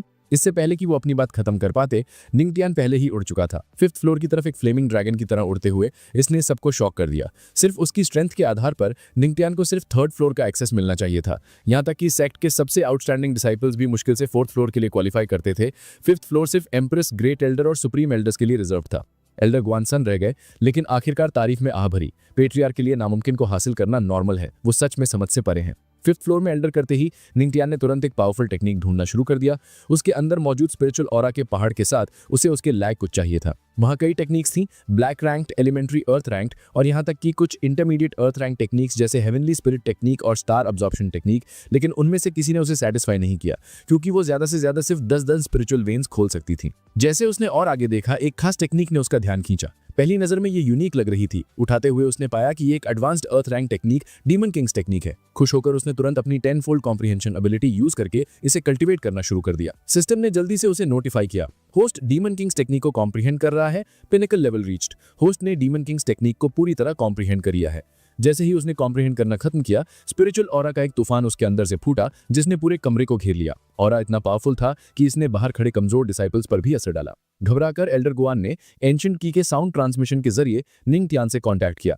पेट्रियार्क, क्या सब ठीक है? अचानक कुछ हुआ था। निंग टियान ने लापरवाही से जवाब दिया, वाकई एक समस्या है, मैंने बहुत कम स्पिरिचुअल वेन्स खोली हैं। एल्डर गुआन ने जल्दी से उसे तसल्ली दी, निराश होने की जरूरत नहीं है पेट्रियार्क, 10 से ज्यादा स्पिरिचुअल वेन्स खोलना ही एक्सीलेंट माना जाता है। क्या मैं पूछ सकता हूं कि आपने कितनी खोली? इसके मतलब से पूरी तरह बेखबर निंग टियान ने जवाब दिया, मैंने 100 खोली और मेरे पास अभी भी आधी से ज्यादा स्पिरिचुअल ऑरा बची है। एल्डर गुआन डर गए। वो जानते थे कि डीमन किंग्स टेक्निक की लिमिट 100 स्पिरिचुअल वेन्स थी और सिर्फ हेवेंस चोजन सन्स ही इसे हासिल कर सकते थे। इससे बुरा ये कि निंग टियान ने ये सिर्फ 30 मिनट्स में कर दिया था। उसकी कॉम्प्रिहेंशन डरावनी थी। उसी पल सिस्टम ने नोटिफाई किया, आपने एल्डर गुआन को शॉक कर दिया। Reward, god grade cultivation technique, god's record. God's record हासिल करने से आप गॉडली फिजिक अनलॉक कर सकते हैं। निंग टियान सन्न रह गया। एक गॉड ग्रेड टेक्निक टेक्निक्स की चोटी पर थी, यहाँ तक कि हेवन ग्रेड टेक्निक से भी ऊपर। लोएस्ट से हाईएस्ट तक 5 कैटेगरीज थी, येलो ग्रेड, ब्लैक ग्रेड, अर्थ ग्रेड, हेवन ग्रेड और गॉड ग्रेड। एक गॉड रैंक टेक्निक मिलना एक्स्ट्रा ऑर्डिनरी था। बिना हिचकिचाए उसने गॉड्स रिकॉर्ड को कल्टीवेट करना शुरू कर दिया। लेकिन उसकी कंफ्यूजन के लिए वो बिल्कुल भी स्पिरिचुअल ऑरा अब्सॉर्ब नहीं कर पा रहा था। इससे पहले कि वो और सोच पाता, एक असहनीय दर्द उसके पूरे शरीर में फैल गया, मानो कोई चीज उसके ऑर्गन्स को तोड़ रही हो और उन्हें दोबारा बना रही हो। गॉड ग्रेड टेक्निक की कल्टीवेशन उसकी उम्मीद से कहीं ज्यादा बेरहम थी। पता चला कि गॉड्स रिकॉर्ड उसकी पहले से बनी हुई सारी स्पिरिचुअल वेन्स को पिघला देगा ताकि उन्हें नए सिरे से बना सके। दर्द बर्दाश्त से बाहर था, जैसे उसकी हड्डियां बार बार टूट रही हों और जुड़ रही हों। कुछ देर तक इस तड़प को सहने के बाद सिस्टम ने आखिरकार उसे नोटिफाई किया। गॉड्स रिकॉर्ड की comprehension 30%, minor success, godly physique activated. जिस पल गॉडली फिजिक जागी, दर्द गायब हो गया। निंग टियान हालांकि अभी भी शॉक में था, गॉड रैंक टेक्निक को देखकर हैरान था। अपनी 10-fold कॉम्प्रिहेंशन एबिलिटी के साथ भी वो सिर्फ 30% तक ही पहुंचा था। उसने सोचा कि इस टेक्निक के साथ वो कितनी स्पिरिचुअल वेन्स खोल पाएगा। सिर्फ इस ख्याल ने उसे एक्साइटेड कर दिया। ज्यादा देर नहीं हुई थी कि स्पिरिचुअल ऑरा की एक बहुत बड़ी मात्रा उसके शरीर में उमड़ पड़ी। स्पिरिचुअल ऑरा इतना ज्यादा था कि उसने निंग टियान को सेंटर में रखकर एक बवंडर बना लिया, उसे ऐसे अब्सॉर्ब करते हुए जैसे पानी में स्पंज। बाहर खड़े डिसाइपल्स ने जल्दी ही डिपॉजिटरी पर उतरते हुए स्पिरिचुअल ऑरा की विशाल मात्रा को नोटिस किया, जिसकी वजह से वो एल्डर गुआन से एक्सप्लेनेशन मांगने लगे। उन्होंने शांति से समझाया कि पेट्रियार्क शायद एक स्पिरिचुअल सी बना रहे हैं। जब एक कल्टीवेटर इसे बनाता है तो ऑरा डेंटियन में एक धारा की तरह इकट्ठा होता है और जितनी ज्यादा स्पिरिचुअल ऑरा कोई जमा कर सकता है, उसकी कल्टीवेशन की संभावनाएं उतनी बेहतर होती हैं। हालांकि सिर्फ तभी जब ये मात्रा काफी बड़ी हो, ये एक स्पिरिचुअल सीप बना सकती है। डिसाइपल समझ गए, ये महसूस करते हुए कि पेट्रिया के पास कल्टीवेशन टैलेंट का कितना असाधारण लेवल है। जैसे जैसे निंगटियन स्पिरिचुअल ऑरा अब्सॉर्ब करता रहा, मात्रा इतनी बड़ी हो गई कि वो आसमान में उड़ गया, और फिर भी वो रुका नहीं। वो पहले से कहीं ज्यादा लालची लग रहा था, मानो सेक्ट के अंदर मौजूद सारी स्पिरिचुअल ऑरा को अब्सॉर्ब करने का इरादा रखता हो, जिसने वहां मौजूद सभी को डरा दिया। यहां तक कि एल्डर गुआन भी ईर्ष्या महसूस किए बिना नहीं रह सके कि उनके सामने ये नौजवान कितनी स्पिरिचुअल ऑरा होल्ड कर सकता था। उसी पल सुप्रीम एल्डर अपनी मैक्सिमम स्पीड पर उड़ते हुए आए और चिल्लाए, इतनी जुर्रत! मेरे सेक्ट की स्पिरिचुअल ऑरा को हड़पने की हिम्मत कौन कर रहा है? सुप्रीम एल्डर को देखकर डिसाइपल्स उनके अपीयरेंस से सन्न रह गए। ये बात पता थी कि वो इमॉर्टल एम्परर रेल में ब्रेक थ्रू की कोशिश में एकांतवास में थे। क्या ऐसा हो सकता है कि वो पहले ही कामयाब हो गए हों? उन्होंने तुरंत एक साथ झुककर सुप्रीम एल्डर को रिस्पेक्टफुली ग्रीट किया। एल्डर गुआन ने उन्हें उनके तथाकथित ब्रेक थ्रू पर बधाई देने का मौका लिया और कहा कि अब एक और इमॉर्टल एम्परर होने से कोई भी हेवनली डेमोनिक सेक्ट को चैलेंज करने की हिम्मत नहीं करेगा। बदकिस्मती से सुप्रीम एल्डर ने ब्रेक थ्रू नहीं किया था। जैसे ही वो कामयाबी के करीब थे, सारी स्पिरिचुअल ऑरा अचानक किसी और ने अब्सॉर्ब कर ली, उनकी तरक्की के मौके को काटते हुए। गुस्से में उन्होंने मांग की कि इस गड़बड़ के लिए कौन जिम्मेदार है। इस पर एल्डर गुआ ने रिपोर्ट किया कि ये एम्प्रेस के पति की वजह से हुआ है। सुप्रीम एल्डर, जो काफी समय से सेक्लूजन में थे, उन्हें पता भी नहीं था कि एम्प्रेस ने शादी कर ली है। शॉक्ड होकर उन्होंने पूछा कि क्या उनका पति डिवाइन पैलेस का एम्परर है या होली मिस्ट लॉर्ड। उनकी हैरानी के लिए जवाब था, दोनों में से कोई नहीं। पता चला कि उनका पति सेक्ट का सिर्फ एक डिसाइपल था। इससे वो बहुत नाखुश हुए। एक मामूली डिसाइपल उनके लायक कैसे हो सकता है? अगर उन्होंने एम्परर रेल्म वाले किसी इंसान से शादी की होती तो इससे सेक्ट के लिए एक पावरफुल अलायंस पक्का हो जाता। उसी पल एक जबरदस्त दबाव उन पर उतरा और सुप्रीम एल्डर को छोड़कर हर कोई श्रद्धा में अपने घुटनों पर गिर गया। एम्प्रेस आ चुकी थी। इससे पहले कि सुप्रीम एल्डर और कुछ बोल पाते, उन्होंने ठंडेपन से उनकी शिकायतों को बीच में ही काट दिया। सुप्रीम एल्डर, कृपया इस एम्प्रेस से बात करते वक्त अपनी जुबान पर लगाम दें। आपको मेरे निजी मामलों की चिंता करने की जरूरत नहीं है। बूढ़ा आदमी सिर्फ अपनी फ्रस्ट्रेशन को निकल सका। नाराज एम्प्रेस के सामने बहस करना बेकार होता। आसपास के डिसाइपल्स शॉक थे। उन्हें उम्मीद नहीं थी कि एम्प्रेस सुप्रीम एल्डर को इतनी बुरी तरह डांटेगी, और वो भी पेट्रिया की खातिर। उसी पल अचानक कहीं से हेवनली थंडर फूटा जो हर दिशा से निंग तियान पर गिरने लगा। इसने डिसाइपल्स को फिर से डरा दिया। पेट्रियार्क, जो सिर्फ एक नई टेक्निक प्रैक्टिस कर रहा था, उसका अचानक एक लाइटनिंग ट्रिबुलेशन अट्रैक्ट करना कोई सेंस नहीं बना रहा था। थंडर की डिस्ट्रक्टिव पावर उन्हें निंग तियान की जान के लिए परेशान कर रही थी। सुप्रीम एल्डर, जो तेज दिमाग वाले थे, उन्होंने उन्हें सांस समझाया। ये कोई मामूली ट्रिबुलेशन नहीं है, ये एक थंडर ड्रैगन है जो स्पिरिचुअल सी से गुजरने के लिए बना है। वो लड़का अपनी स्पिरिचुअल वेन्स खोलने के लिए इसका इस्तेमाल कर रहा है। इस खुलासे ने उन्हें और भी सन्न कर दिया। यहां तक कि एल्डर गुआन ने भी अविश्वास में एक्सक्लेम किया। उन्होंने कभी ऐसी घटना के बारे में सुना नहीं था। आखिर ये मुमकिन कैसे था? सुप्रीम एल्डर के पास कोई जवाब नहीं था। वो बस एम्प्रेस से पूछ सकते थे कि उन्होंने ऐसा इंसान कहां से ढूंढा, क्योंकि ये साफ था कि निंग तियान कोई मामूली डिसाइपल नहीं है। सुप्रीम एल्डर को यहां तक शक हुआ कि वो एक दिन गॉड रेल्म तक पहुंच सकता है। एम्प्रेस हालांकि अच्छी तरह जानती थी कि हंगामा क्यों हो रहा है। निंग तियान के पास गॉडली फिजिक थी जो उसे अपनी स्पिरिचुअल वेन्स खोलने के लिए ऐसी आपदाओं को अट्रैक्ट करने की अनुमति देती थी। दूसरों को एक्सप्लेन करने की कोई जरूरत नहीं थी।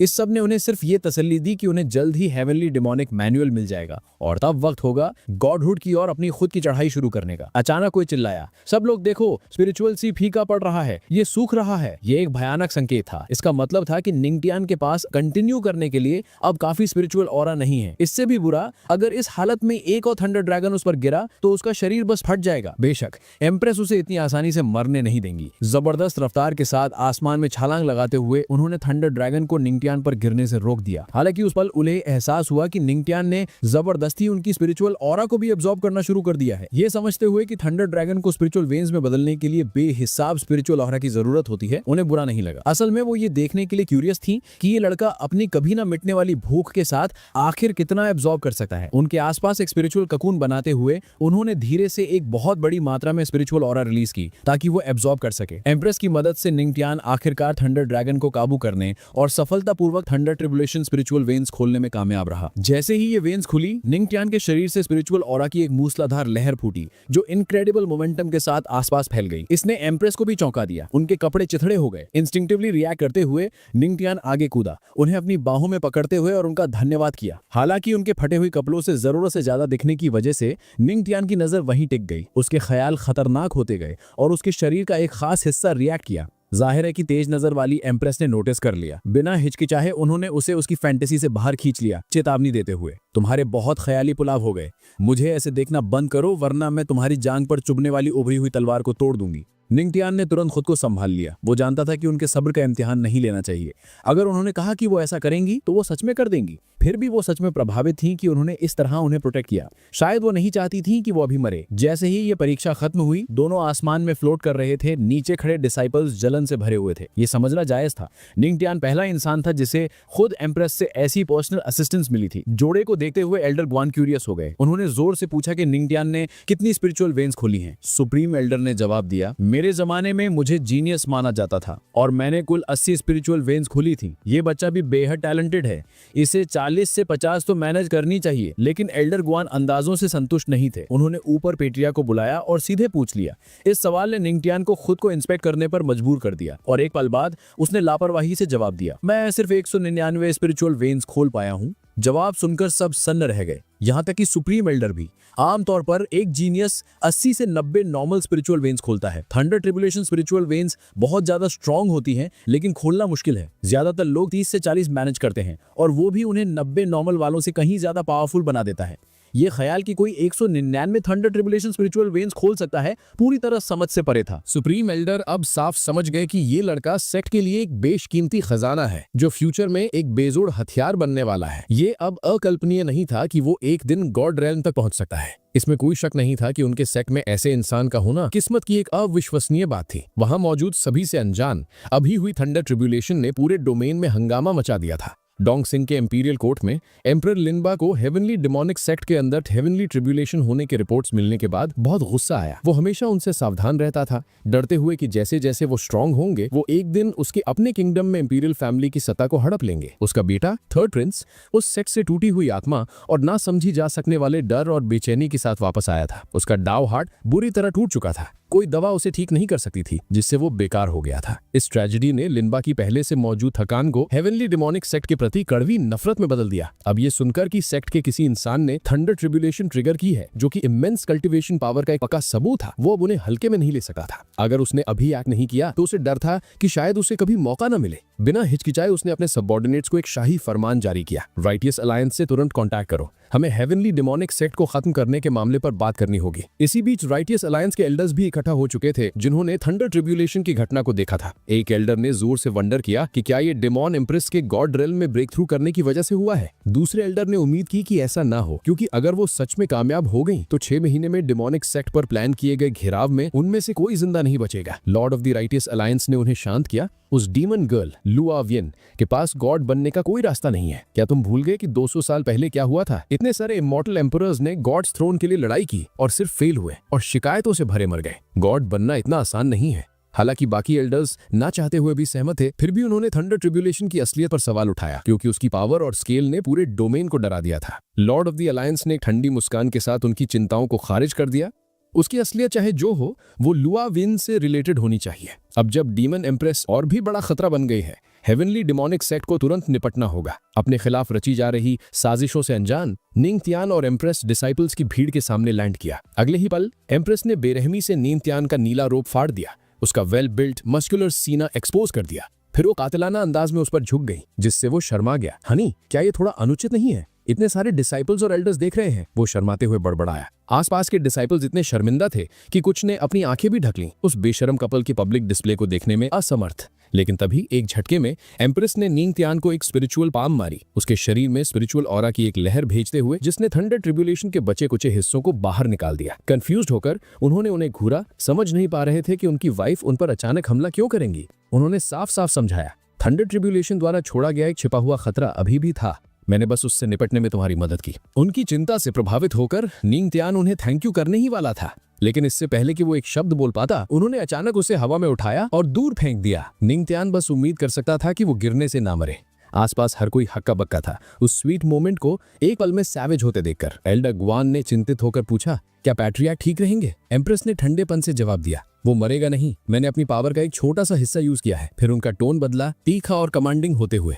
आज की घटनाओं के बारे में कोई बात नहीं करेगा। जो कोई भी अफवाहें फैलाने की हिम्मत करेगा उसे बेरहमी से मार दिया जाएगा। अपनी धमकी को जोर देने के लिए उन्होंने ऑरा की एक लहर रिलीज की, जिसने ये साफ कर दिया कि अगर उन्होंने बात नहीं मानी तो वो उन्हें एक पल में कुचल सकती हैं। डिसाइपल्स ने एक साथ झुककर उनके हुक्म को अपना लिया। इसी बीच निंग तियान एक हॉट स्प्रिंग में क्रैश लैंड हुआ। बदकिस्मती ये थी कि वो वुमेन्स बाथिंग एरिया था। दर्जनों खूबसूरत फीमेल डिसाइपल्स अंदर थीं और उसे देखते ही उन्होंने तुरंत उसे घेर लिया। एक ने चिढ़ाया तो पैट्रियार्क एक तांग झांक करने वाले निकले। अगर आप देखना चाहते थे तो आप बस पूछ सकते थे, हम खुशी खुशी आपको दिखा देती। कुछ लड़कियां दौड़कर आईं, उसकी पीठ धोने और मसाज देने का ऑफर करते हुए, शर्मिंदा और अपनी इज्जत बचाने के लिए डेस्परेट। निंग तियान कूदकर दूर हुआ, घबराहट में एक्सप्लेन करते हुए, ये एक गलत फहमी है, मेरा यहाँ आने का इरादा नहीं था। जैसे ही वो भागा, निराश लड़कियों ने आह भरी, ये विश करते हुए कि काश वो उनके साथ नहाने के लिए रुक जाता। भागते हुए निंग तियान कड़वाहट से बड़बड़ाया, किंग किंग अभी भी मेरी वाइफ है, वो मेरे साथ ऐसा बर्ताव कैसे कर सकती है? उसकी वजह से मुझे लगभग परवट का ठप्पा लग गया था, लेकिन दिल ही दिल में वो इस बात से इनकार नहीं कर सकता था कि उन सारी सुंदरियों के साथ नहाने का ख्याल एक ललचाने वाला थॉट था। फिर भी एम्प्रेस को चीट करने का मतलब पक्की मौत होती। तभी एम्प्रेस उसके सामने आई, लापरवाही से पूछती हुई, नहाना खत्म हो गया? सरप्राइज्ड होकर निंग तियान सिर्फ सिर हिला सका। उन्होंने आगे कहा, अच्छा है, मेरे साथ आओ, मैं तुम्हें कुछ स्पेशल दिखाना चाहती हूँ। हालांकि उसे पक्का नहीं पता था कि वो कहाँ जा रहे हैं। निंग तियान ने आज्ञाकारी होकर उन्हें फॉलो किया। आखिरकार वो एक अंधेरी डरावनी जगह पर पहुंचे, जिसने निंग तियान को सिहरन दे दी। क्या हेवनली डेमोनिक सेक्ट के अंदर सच में ऐसी जगह है? उसने हैरानी से सोचा। एम्प्रेस ने समझाया, ये हमारे सेक्ट का फॉरबिडन रीजन है, हेवनली डेमोनिक केव। यहाँ पिछले सभी सेक्ट लीडर्स की स्पिरिचुअल टैबलेट्स रखी जाती हैं। जैसे जैसे वो गुफा में गहराई में गए, एम्प्रेस ने सिर्फ अपने आखिरी मकसद के बारे में सोचा, हेवनली डेमन मैनुअल हासिल करना, ताकि गॉड रेल में ब्रेक थ्रू कर सकें। एक बार वो ऐसा कर लें तो सेक्ट को फिर कभी राइटियस अलायंस से डरने की जरूरत नहीं होगी। एक विशाल डेमोनिक स्टैचू के सामने एम्प्रेस निंग तियान की तरफ मुड़ी। मैं चाहती हूँ कि तुम इस स्टैचू को अपना ब्लड एसेंस ऑफर करो। निंग तियान हिचकिचाया। ब्लड एसेंस एक कल्टिवेटर की सबसे प्योर लाइफ फोर्स होती थी और इसे देना एक गंभीर मामला था, क्योंकि इसका इस्तेमाल उसे कंट्रोल करने के लिए भी किया जा सकता था। उसकी हिचकिचाहट को भांपते हुए एम्प्रेस ने उसे तसल्ली दी, चिंता मत करो, अगर मैं तुम्हें नुकसान पहुंचाना चाहती तो तुम बहुत पहले मर चुके होते। अगर मेरा इरादा वो होता तो तुम यहाँ तक जिंदा कैसे बचते? वो जानता था कि उनकी बातें सच हैं। वो इतनी पावरफुल थी कि अगर वो सच में उसे मारना चाहती तो उसका सिस्टम भी उसे नहीं बचा सकता था। इससे भी जरूरी, उनका उससे शादी करना शुरू से ही सस्पिशियस था। उन्हें सच में जो भी चाहिए था वो साफ तौर पर इम्पोर्टेंट था, और अगर वो मना भी करते तो ऐसा कोई तरीका नहीं था जिससे वो उनका विरोध कर सके। खुद को तैयार करते हुए निंग तियान ने ब्लड एसेंस की एक बूंद कंडेंस की और उसे स्टैचू की तरफ भेजा। वो स्टैचू के माथे पर लैंड हुई और तुरंत एब्जॉर्ब हो गई। अगले ही पल स्टैचू से एक बुजुर्ग दिखने वाला आदमी प्रकट हुआ। उसकी आवाज हंसी के साथ गूंज रही थी, मेरा हेवनली डेमोनिक सेक्ट, मैं आखिरकार जाग गया हूँ। हेवनली डेमन ने एक्साइटेडली बोलना जारी रखा। हजारों साल बीत गए और आखिरकार गॉडली फिजिक वाला कोई यहाँ है। एम्प्रेस ने तुरंत सेंस किया कि कुछ बहुत गलत है। ये पूर्वज जरूरत से ज्यादा एक्साइटेड था। ऐसा लग रहा था जैसे उसका इंटेंशन अपना वादा पूरा करने के बजाय निंग तियान को निगलने का है। तो उन्होंने उससे सवाल किया, तुम्हारे कहने का क्या मतलब है? और वो हेवनली डेमन मैनुअल कहाँ है जिसका तुमने वादा किया था? इस पर हेवनली डेमन ने चिढ़कर जवाब दिया, छोटी बच्ची, तुम बहुत नादान हो। क्या तुम्हें सच में लगता है कि उस मैनुअल के साथ कल्टीवेट करके तुम्हें गॉड बनने का रास्ता मिल जाएगा? वो सिर्फ एक अफवाह थी जो मैंने गॉडली फिजिक वाले किसी इंसान को ललचाने के लिए बनाई थी, और तुम्हारी बेवकूफी की वजह से ये आखिरकार काम कर गया। तुमने मेरी काफी मेहनत बचा ली। उन्होंने उसे साफ सुना, फिर भी जो हो रहा था उसे स्वीकार करना मुश्किल था। उन्होंने उस मैनुअल को हासिल करने के लिए इतनी मेहनत की थी, ये मानते हुए कि ये उनके सेक्ट को राइटियस अलायंस से बचाने की चाबी है। उन्होंने निंग तियान से शादी शादी करने के लिए भी हामी भरी थी, जिसे उस वक्त ट्रैश समझा जाता था, और अब ये सब एक स्कैम निकला। इस बदसूरत सच को स्वीकार न करते हुए उन्होंने उससे सवाल करना जारी रखा, अभी भी उम्मीद करते हुए कि वो सिर्फ जूनियर्स को चिढ़ा रहे हैं। हमारे सेक्ट में पीढ़ियों से चले आ रहे पैतृक उपदेश क्या सच में तुमने गढ़े थे? क्या तुम्हारा इकलौता मकसद गॉडली फिजिक पर कब्जा करके जिंदों के बीच वापस आना था? बदकिस्मती से हेवनली डेमन दूसरों को चिढ़ाता नहीं है, वो दूसरों को चीजों पर कब्जा करता है। उसने उनके शक को कंफर्म किया, यहाँ तक कि उनके निष्कर्ष पर तालियां बजाते हुए जैसे उन्हें रिवॉर्ड कर रहा हो। उसने मजाक उड़ाते हुए जोड़ा कि हालांकि वो बेवकूफ थीं, लेकिन फिर भी वो अपने से पहले वालों से ज्यादा काबिल थीं। आखिरकार सिर्फ वही कामयाब हुई थीं, लेकिन वो जितना बोलता उन्हें उतना ज्यादा गुस्सा आता। हालांकि ये नोन था कि हेवनली डेमन कभी एक सुप्रीम एक्सपर्ट था जो इस दुनिया की चोटी पर खड़ा था, वो खुद भी कम नहीं थी। और इस वक्त हेवनली डेमन सिर्फ स्पिरिट फॉर्म में था। अगर लड़ाई छिड़ गई तो वो उसे पूरी यकीन के साथ मिटा सकती थी। उनका गुस्सा चरम पीक पर था। बिना हिचकिचाए उन्होंने उस पर एक विशाल हेवनली डिमोनिक आर्म लॉन्च की।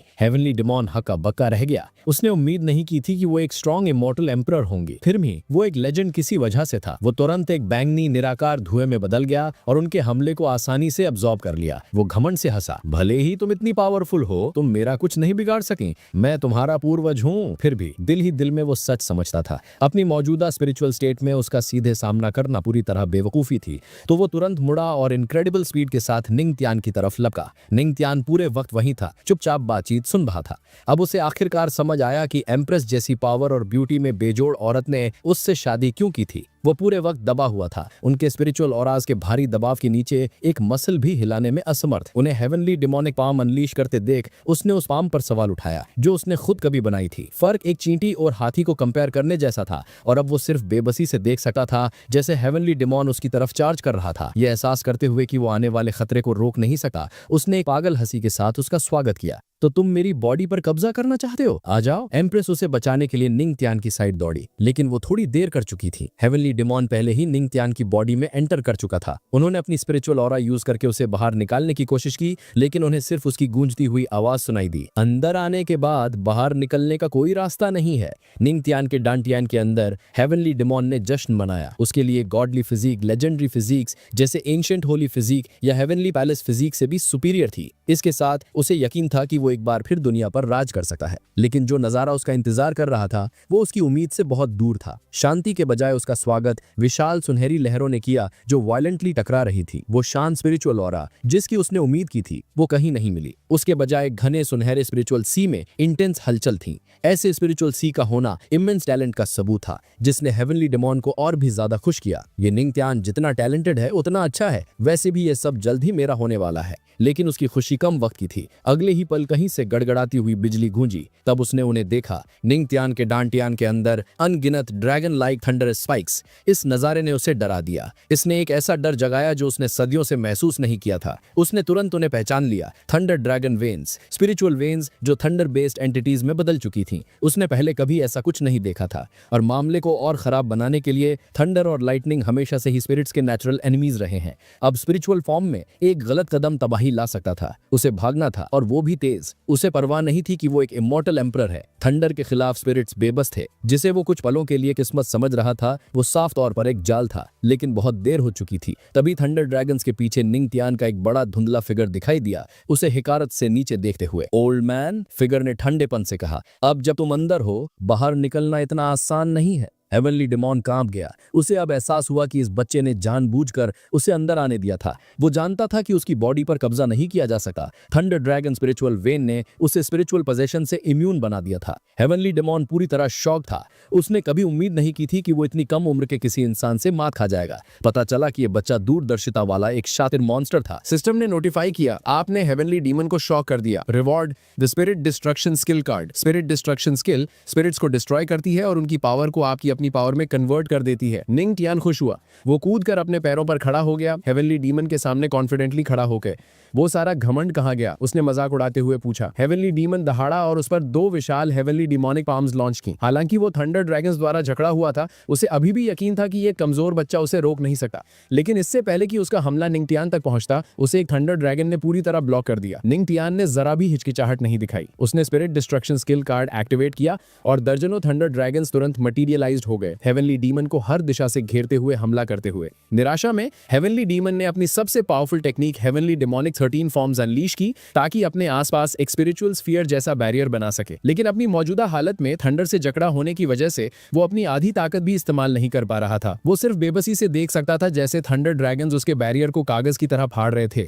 वो दर्द में चीखा जैसे ही स्पिरिचुअल स्फीयर ढह गया और थंडर ड्रैगन्स उसे पूरा निगल गए। एम्प्रेस दूसरी तरफ समझ नहीं पा रही थी कि क्या करें। वो मानती थी कि हेवनली डीमन मैनुअल हासिल करना ही उनके सेक्ट को बचाने का इकलौता रास्ता है, लेकिन वो एक धोखा निकला। अब उन्हें नहीं पता था कि आगे क्या करना है। अपने पास सोए हुए निंग टियान को देखते हुए वो उलझन में थी कि उसके साथ क्या करें। उसने उन पर खुद को थोपा था तो लॉजिकली उन्हें उसे तुरंत मार देना चाहिए क्योंकि अब वो किसी काम का नहीं था। लेकिन सोचने पर उन्हें एहसास हुआ कि असल में धोखा तो उनके साथ हुआ था। अपना गुस्सा उस पर ना निकालने का फैसला करते हुए उन्होंने उसे माफ करने और बचाने का डिसाइड किया। आखिरकार एक स्कैमर हेवनली डीमन जिसने उन्हें धोखा दिया था उसे जिंदा छोड़ना कोई ऑप्शन नहीं था। इससे पहले कि वो कोई एक्शन ले पाती, हेवनली डीमन ने जो बैरियर निंग टियान के आसपास बनाया था वो ढह गया और निंग टियान ने अपनी आंखें खोली उन्हें हनी बुलाते हुए, जैसा वो आमतौर पर करता था। इसने उन्हें बहुत सरप्राइज किया। सारे लॉजिक के हिसाब से अब तक उस पर किसी और का कब्जा हो जाना चाहिए था। उन्होंने जल्दी से उसकी कंडीशन चेक की और वो और भी ज्यादा शॉक्ड हो गई। ऐसा महसूस हुआ जैसे उसने हेवनली डीमन की स्पिरिट पावर अब्सॉर्ब कर ली है, जो कि नामुमकिन होना चाहिए था। निंग टियान अभी भी ब्लैक वॉरियर रेल्म में था, जबकि heavenly demon immortal empire realm में। चाहे कुछ भी हो, आप एक कुएं में समंदर नहीं डाल सकते। उसी वक्त सिस्टम नोटिफिकेशन बजी। होस्ट ने एक इमॉर्टल एम्पायर लेवल कल्टिवेटर की स्पिरिट पावर को जबरदस्ती अब्सॉर्ब करके रेल्म बाउंड्री पार कर ली है। अब्सॉर्प्शन की मुश्किल की वजह से सेल्फ डिस्ट्रक्शन नजदीक है। निंग टियान के चेहरे से मुस्कान तुरंत गायब हो गई। उसे लगा जैसे उसका शरीर अंदर से बाहर की तरफ जल रहा है। स्पिरिचुअल ऑरा की एक हिंसक धारा बाहर फूटी और वो निराशा में चिल्लाया, बहुत गर्मी है, मैं फटने वाला हूँ। ये देखकर एम्प्रेस ने तुरंत उसे अपनी बाहों में खींच लिया और उसे स्वीटली किस किया, जो शायद एक विदाई किस थी। एक बाहरी इंसान को ऐसा लगता जैसे वो सिर्फ उसे किस कर रही हैं। असलियत में वो उसके शरीर से एक्स्ट्रा स्पिरिचुअल ऑरा को अब्सॉर्ब कर रही थी। फिर भी निंग टियान खुद को इस इंटेंस प्रोसेस को एंजॉय करते हुए पाया। उसने अपना खुरदरा हाथ उनकी पतली कलाई पर रखा, उन्हें अपने मस्कुलर सीने के और करीब खींचते हुए। 1 घंटे बाद वो खत्म कर चुकी थी और उन्होंने उसे दूर धक्का दिया। फिर उन्होंने उसे एक छोटा स्पिरिट पर्ल दिया। उसके कंफ्यूज एक्सप्रेशन को देखते हुए उन्होंने समझाया, ये स्पिरिट पर्ल हेवनली डीमन की स्पिरिट ऑरा से बना है। तुम इसे रोजाना कल्टीवेशन के लिए यूज कर सकते हो, लेकिन याद रखना कल्टीवेशन धीरे धीरे और लगातार होनी चाहिए। एक साथ बहुत ज्यादा अब्सॉर्ब मत करना। मैं तुम्हें बचाने के लिए हमेशा यहाँ नहीं रहूंगी। निंग टियान ने पर्ल लिया और सिंसियरली उनका थैंक यू किया, इस बार दिल की गहराइयों से। पास्ट में उसने सोचा होता कि उन्होंने उसे इसलिए बचाया क्योंकि उन्हें अभी भी उससे कुछ चाहिए था, लेकिन अब वो जानता था कि उन्होंने उसे तब भी बचाया जब उसके पास ऑफर करने के लिए कुछ नहीं था। न सिर्फ उन्होंने उसके किए के बावजूद उसकी जान बख्शी, बल्कि उसे प्रोटेक्ट भी किया, जिसका मतलब था कि वो सच में उसकी केयर करती थी, बिना किसी छुपे हुए इरादों के। निंग टियान ने उनसे पूछा कि अब वो क्या करेंगे जब उन्होंने अपने पूर्वज को डिस्ट्रॉय कर दिया है। क्या ये वर्जित माना जाता? लेकिन उन्हें सिंपली परवाह नहीं थी। असल में उन्होंने एक और बार किया, बचे हुए एंसेस्टर की स्टैचू को डिस्ट्रॉय करते हुए ये कहते हुए कि एक आदमी जिसने अपने स्वार्थी मकसदों के लिए हेवनली डीमन सेट की पीढ़ियों को धोखा दिया है, वो डेमोनिक पाथ का मेंबर होने के भी लायक नहीं है, उसके एंसेस्टर होने की तो बात ही छोड़ो। फिर बिना हिचकिचाहट के वो मुड़ी और गुफा से चली गईं। हालांकि वो बाहर से शांत थी, वो जानती थी कि बिना हेवनली डीमन मैनुअल के उनके पास राइटियस अलायंस को रोकने का कोई जरिया नहीं था। चीजें मुश्किल होने वाली थी, लेकिन वो कड़वे अंत तक लड़ने के लिए तैयार थी। भले ही सेक्ट तबाह हो जाए, उन्होंने राइटियस अलायंस को भी अपने साथ ले जाने की कसम खाई। जैसे ही वो गईं, निंग टियान अचानक हैरानी में चिल्लाया। वो ब्रेक थ्रू करने वाला था। बिना पीछे मुड़े उन्होंने उसे वहीं रुकने और शांति से कल्टीवेट करने को कहा। बस ऐसे ही वो चली गई। निंग टियान तुरंत पालथी मारकर बैठ गया और अपनी कल्टीवेशन शुरू कर दी। ब्रेक थ्रूज की सिस्टम नोटिफिकेशंस ने उसके दिमाग को भर दिया। इस बार वो 3 स्टेजेस आगे बढ़ा, 7 स्टार ब्लैक वॉरियर से 1 स्टार स्पिरिचुअल रेल्म तक। हालांकि स्पिरिचुअल रेल्म में एंटर करते ही उसने डिस्कवर किया कि कल्टीवेशन अब बहुत ज्यादा मुश्किल हो गई थी। जरूरी स्पिरिचुअल ऑरा की मात्रा बहुत ज्यादा बढ़ गई थी, इसलिए उसने आगे बढ़ने से पहले अपने करंट लेवल को स्टेबलाइज करने का फैसला किया। उसी रात यन सांची, जो शैडो डेमोनिक सेट का सबसे टैलेंटेड और प्रॉमिसिंग डिसाइपल था, सिक्लूजन से बाहर आया। उसने एक बार फिर ब्रेक थ्रू किया था, स्पिरिचुअल रेल्म के पीक तक पहुंचते हुए। इसने सेक्ट लीडर को बहुत खुश किया। डिसाइपल, तुम सिर्फ 20 साल के हो, फिर भी तुम्हारी कल्टीवेशन अर्थ किंग रेल्म तक पहुंचने से सिर्फ एक कदम दूर है। तुम पहले ही उन एल्डर्स को टक्कर दे रहे हो जो 50 के आसपास हैं। तुम्हारे पोटेंशियल के साथ हमारे सेक्ट को अपना अगला उत्तराधिकारी मिल गया है। लेकिन जैसे ही वो अपने डिसाइपल की तारीफ कर रहा था, एक याद ताज़ा हुई और उसका एक्सप्रेशन थोड़ा खट्टा हो गया। बस अफसोस की बात है कि हमारा सेक्ट हेवनली डेमोनिक सेक्ट की छाया में है। डेमोनिक पाथ में ताकत इज्जत मांगती है और अभी सबसे स्ट्रांग वो एम्प्रेस है। उसने सैकड़ों सालों तक हेवनली डेमोनिक सेक्ट को लीड किया है। फिर भी मुझे नहीं लगता कि ऐसे मुलायम दयालु हाथों वाली औरत को उन्हें लीड करना चाहिए जो डेमोनिक पाथ पे चलते हैं। वो जितना इसके बारे में सोचता उसे उतना ही गुस्सा आता। वो सच में मानता था कि डेमोनिक पाथ की लीडरशिप शैडो डेमोनिक सेक्ट के पास होनी चाहिए। ये समझते हुए कि सिर्फ शिकायतों से कुछ नहीं बदलेगा, उसने फैसला किया कि अब एक्ट करने का वक्त है। अपने डिसाइपल के कंधे पर एक मजबूत हाथ रखते हुए उसने कहा, यिन सांची, 3 दिनों में हेवनली डेमोनिक सेक्ट एक डाओ कॉन्फ्रेंस होल्ड करेगा। मैं चाहता हूं कि तुम हमारे सेक्ट के रिप्रेजेंटेटिव बनकर अटेंड करो। याद रखना, तुम्हारा मकसद हमारे सेक्ट की इज्जत बढ़ाना है। वो रुका और फिर जारी रखा। उसकी आवाज और गहरी हो गई। कुछ समय पहले हेवनली डेमोनिक सेक्ट के अंदर थंडर ट्रिब्यूलेशन हुई थी, जिससे बेचैनी फैल गई है। हर सेक्ट के पावर हाउसेस अपने जीनियसेस को वहां इन्वेस्टिगेट करने भेजेंगे। यिन सांची अपने मास्टर के शब्दों के पीछे का छुपा मतलब पकड़ते हुए बदले में शैतानी मुस्कान के साथ मुस्कुराया। हमें सबके सामने हेवनली डेमोनिक सेक्ट के डिसाइपल्स को अपने पैरों तले कुचलना होगा। एम्प्रेस को भारी नुकसान उठाना पड़ेगा। यह सुनकर सेक्ट लीडर बहुत खुश हुआ। उसका डिसाइपल सच में उसे समझता था। उसने एक्साइटेडली एक्सक्लेम किया, सही, चलो देखते हैं कि वो डेमोनिक पाथ के लीडर की पोजीशन कैसे होल्ड कर पाती है जब उसके डिसाइपल्स ट्रैश हैं। जब वो हेवनली डेमोनिक सेक्ट को ह्यूमिलिएट करने की साजिश कर रहे थे, निंगटियान ने अभी अभी अपनी कल्टीवेशन स्टेबलाइज करना खत्म किया था और फॉरबिडन केव छोड़ रहा था। रास्ते में उसने सोचा कि वो कितना खुशकिस्मत रहा था। हेवनली डीमन एक स्पिरिचुअल स्टेट में था और थंडर ड्रैगन द्वारा जकड़ा हुआ था, वरना चीजें बहुत अलग तरह से खत्म हो सकती थी। कल्टीवेशन वर्ल्ड में ताकतें हमेशा टकराती रहती हैं और ऐसी सिचुएशंस दोबारा हो सकती हैं। वो अब समझ गया था कि उसे डिलिजेंटली कल्टीवेट करना होगा और जितनी जल्दी हो सके स्ट्रांग बनना होगा। वो हमेशा दूसरों पर प्रोटेक्ट करने के लिए डिपेंड नहीं कर सकता। अपनी वाइफ की सलाह याद करते हुए उसने खुद को और पुश करने का संकल्प लिया। तभी सिस्टम ने उसे नोटिफाई किया, होस्ट फुल मून के नीचे कल्टीवेट करके भरपूर मूनलाइट ऑरा अब्सॉर्ब कर सकता है।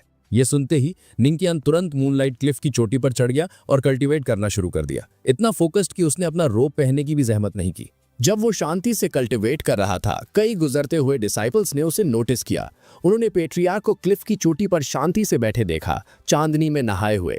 ऐसे हैंडसम आदमी को अपनी बेजोड़ वाइफ के साथ बेड में लेटने के बजाय रात के आसमान के नीचे कल्टीवेट करते देखना उन्हें विस्मय में छोड़ गया। ये उसके समर्पण का साफ सबूत था। उनके लिए वो परफेक्ट मैन लग रहा था, स्ट्रॉन्ग, हैंडसम और हार्ड वर्किंग। फीमेल डिसाइपल्स खास तौर पर मोहित थीं। नॉर्मल हैंडसम आदमी लेजी होते हैं, एक फुसफुसाई, लेकिन पेट्रियार्क अलग हैं। उनकी तारीफ जंगल की आग की तरह फैल गई। पास के मेल डिसाइपल्स जलन महसूस करते हुए खड़े हो गए और एक स्वर में डिक्लेयर किया, अगर पेट्रियार्क इतनी मेहनत कर रहे हैं तो हम पीछे नहीं रह सकते।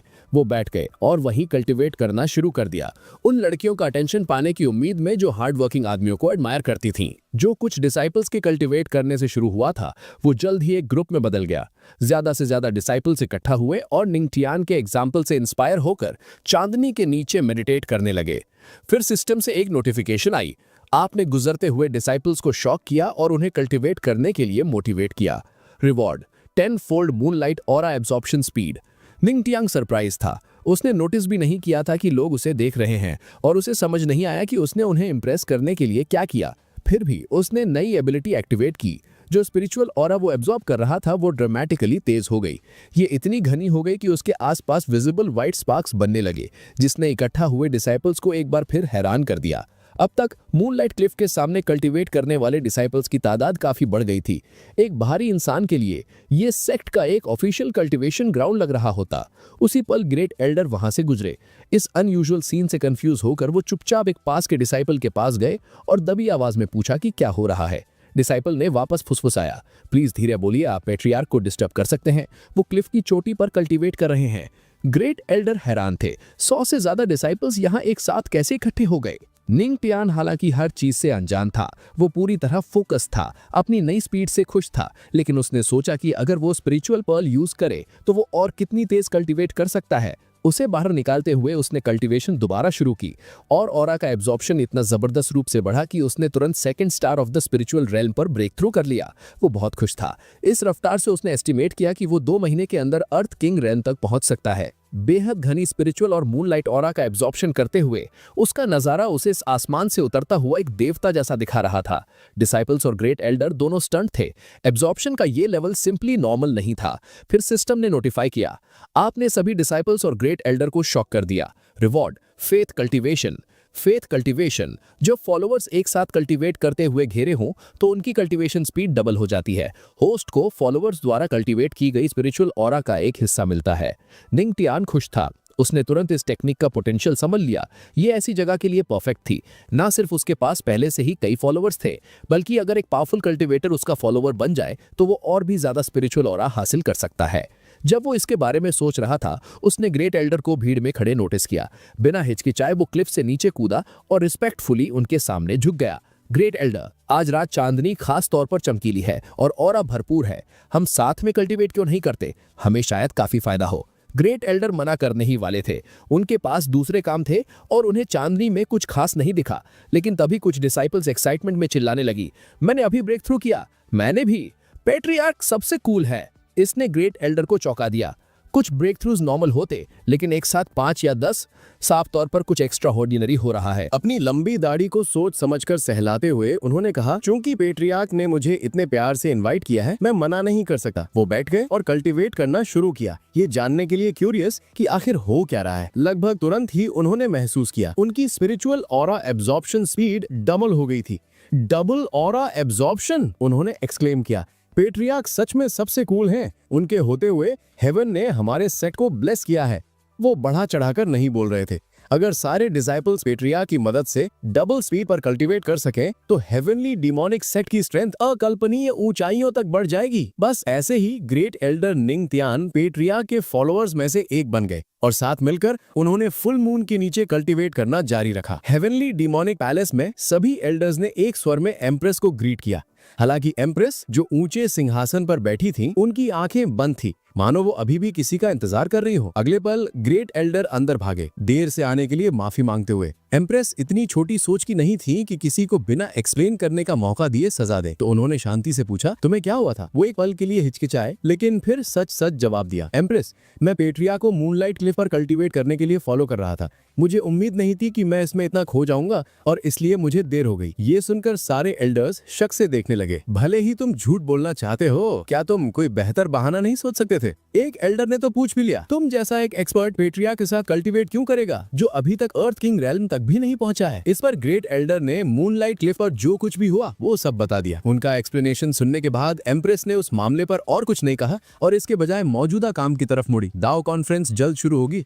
उस वक्त अनगिनत जीनियसेस हमारे सेट में आएंगे। हालांकि ये एक फ्रेंडली एक्सचेंज होना चाहिए। मैं नहीं चाहती कि हेवनली डिमोनिक सेक्ट के डिसाइपल्स पीछे रहें। एल्डर्स, क्या आप समझते हैं क्या किया जाना चाहिए? सारे एल्डर्स ने एक स्वर में जवाब दिया, जी। 3 दिन बाद दुनिया के चारों कोनों से कल्टीवेटर्स हर दिशा से हेवनली डिमोनिक सेक्ट पहुंच रहे थे। लगभग हर सेक्ट ने अपने बेस्ट डिसाइपल्स भेजे थे। हेवनली डिमोनिक सेक्ट के डिसाइपल्स, जिन्हें गेस्ट्स को रिसीव और गाइड करने के लिए असाइन किया गया था, वो पार्टिसिपेंट्स की भारी संख्या से ओवरवेल्म्ड थे। उनमें से कोई समझ नहीं पा रहा था कि इस बार इतने लोग क्यों आए हैं। यहाँ तक कि मशहूर 3 ग्रेट डिमोनिक प्रोडिजीज भी मौजूद थे। तीनों में से पहला था लिंगो, हेवन सोरिंग सेक्ट का यंग मास्टर, और जीनियस, जो शांति से खड़ा था, मानो आसपास की किसी चीज से उस पर कोई असर ना हो रहा हो। दूसरा शैडो डिमोनिक सेक्ट का चीफ डिसाइपल यिन सांची, जो अपनी सवारी एक थंडर नेदर बर्ड पर आया था। हालांकि वो एक नाजुक लड़की की तरह खूबसूरत और हार्मलेस दिखता था, लेकिन उसकी रेपुटेशन डरावनी थी। उसने एक बार अकेले पूरे गांव का कत्लेआम कर दिया था, एक जहरीले सांप जितना जानलेवा। तीसरी थी याओई होली लैंड की सेंट। उसे यहाँ देखना शॉकिंग था, खास तौर पर यह देखते हुए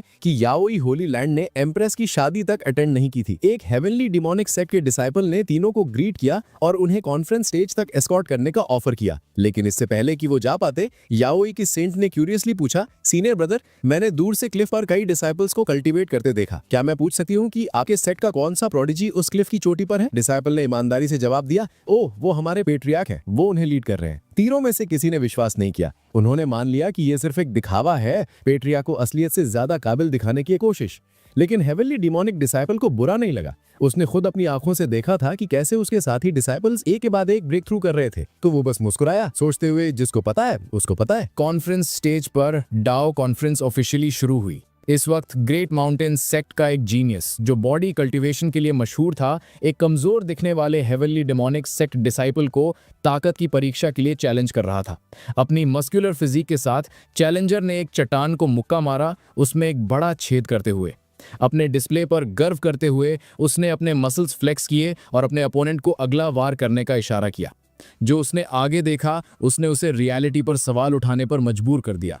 वो कमजोर दिखने वाला हेवनली डिमोनिक डिसाइपल ने चैलेंज एक्सेप्ट किया और पलक झपकते ही एक रियल गीगा चैट में बदल गया, एक ही मुक्के से पूरे बोल्डर को चकनाचूर करते हुए। ग्रेट माउंटेन सेक्ट कर खुद को गीगा चैट कहने वाला वहां सन खड़ा था। ग्रेट एल्डर गर्व से चमक उठे। हमारे डिसाइपल्स एलीट्स हैं, वो इस कॉन्फ्रेंस में पक्का टोटल विक्ट्री हासिल करेंगे। लेकिन उनके पीछे सबसे ऊंची पोजीशन पर बैठी एम्प्रेस ने उन्हें शांति से याद दिलाया, सेलिब्रेट करने के लिए अभी बहुत जल्दी है। 3 सबसे खतरनाक अपोनेंट्स अभी स्टेज पर नहीं आए हैं।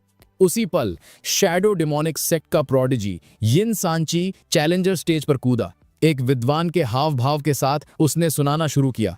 कुछ लोग स्वॉर्ड डाओ के जरिए कल्टीवेट करते हैं, दूसरे म्यूजिक डाओ के जरिए। डाओ के हर रास्ते का अपना कैरेक्टर है, लेकिन मुझे यिन सांची को उनमें से किसी की परवाह नहीं है।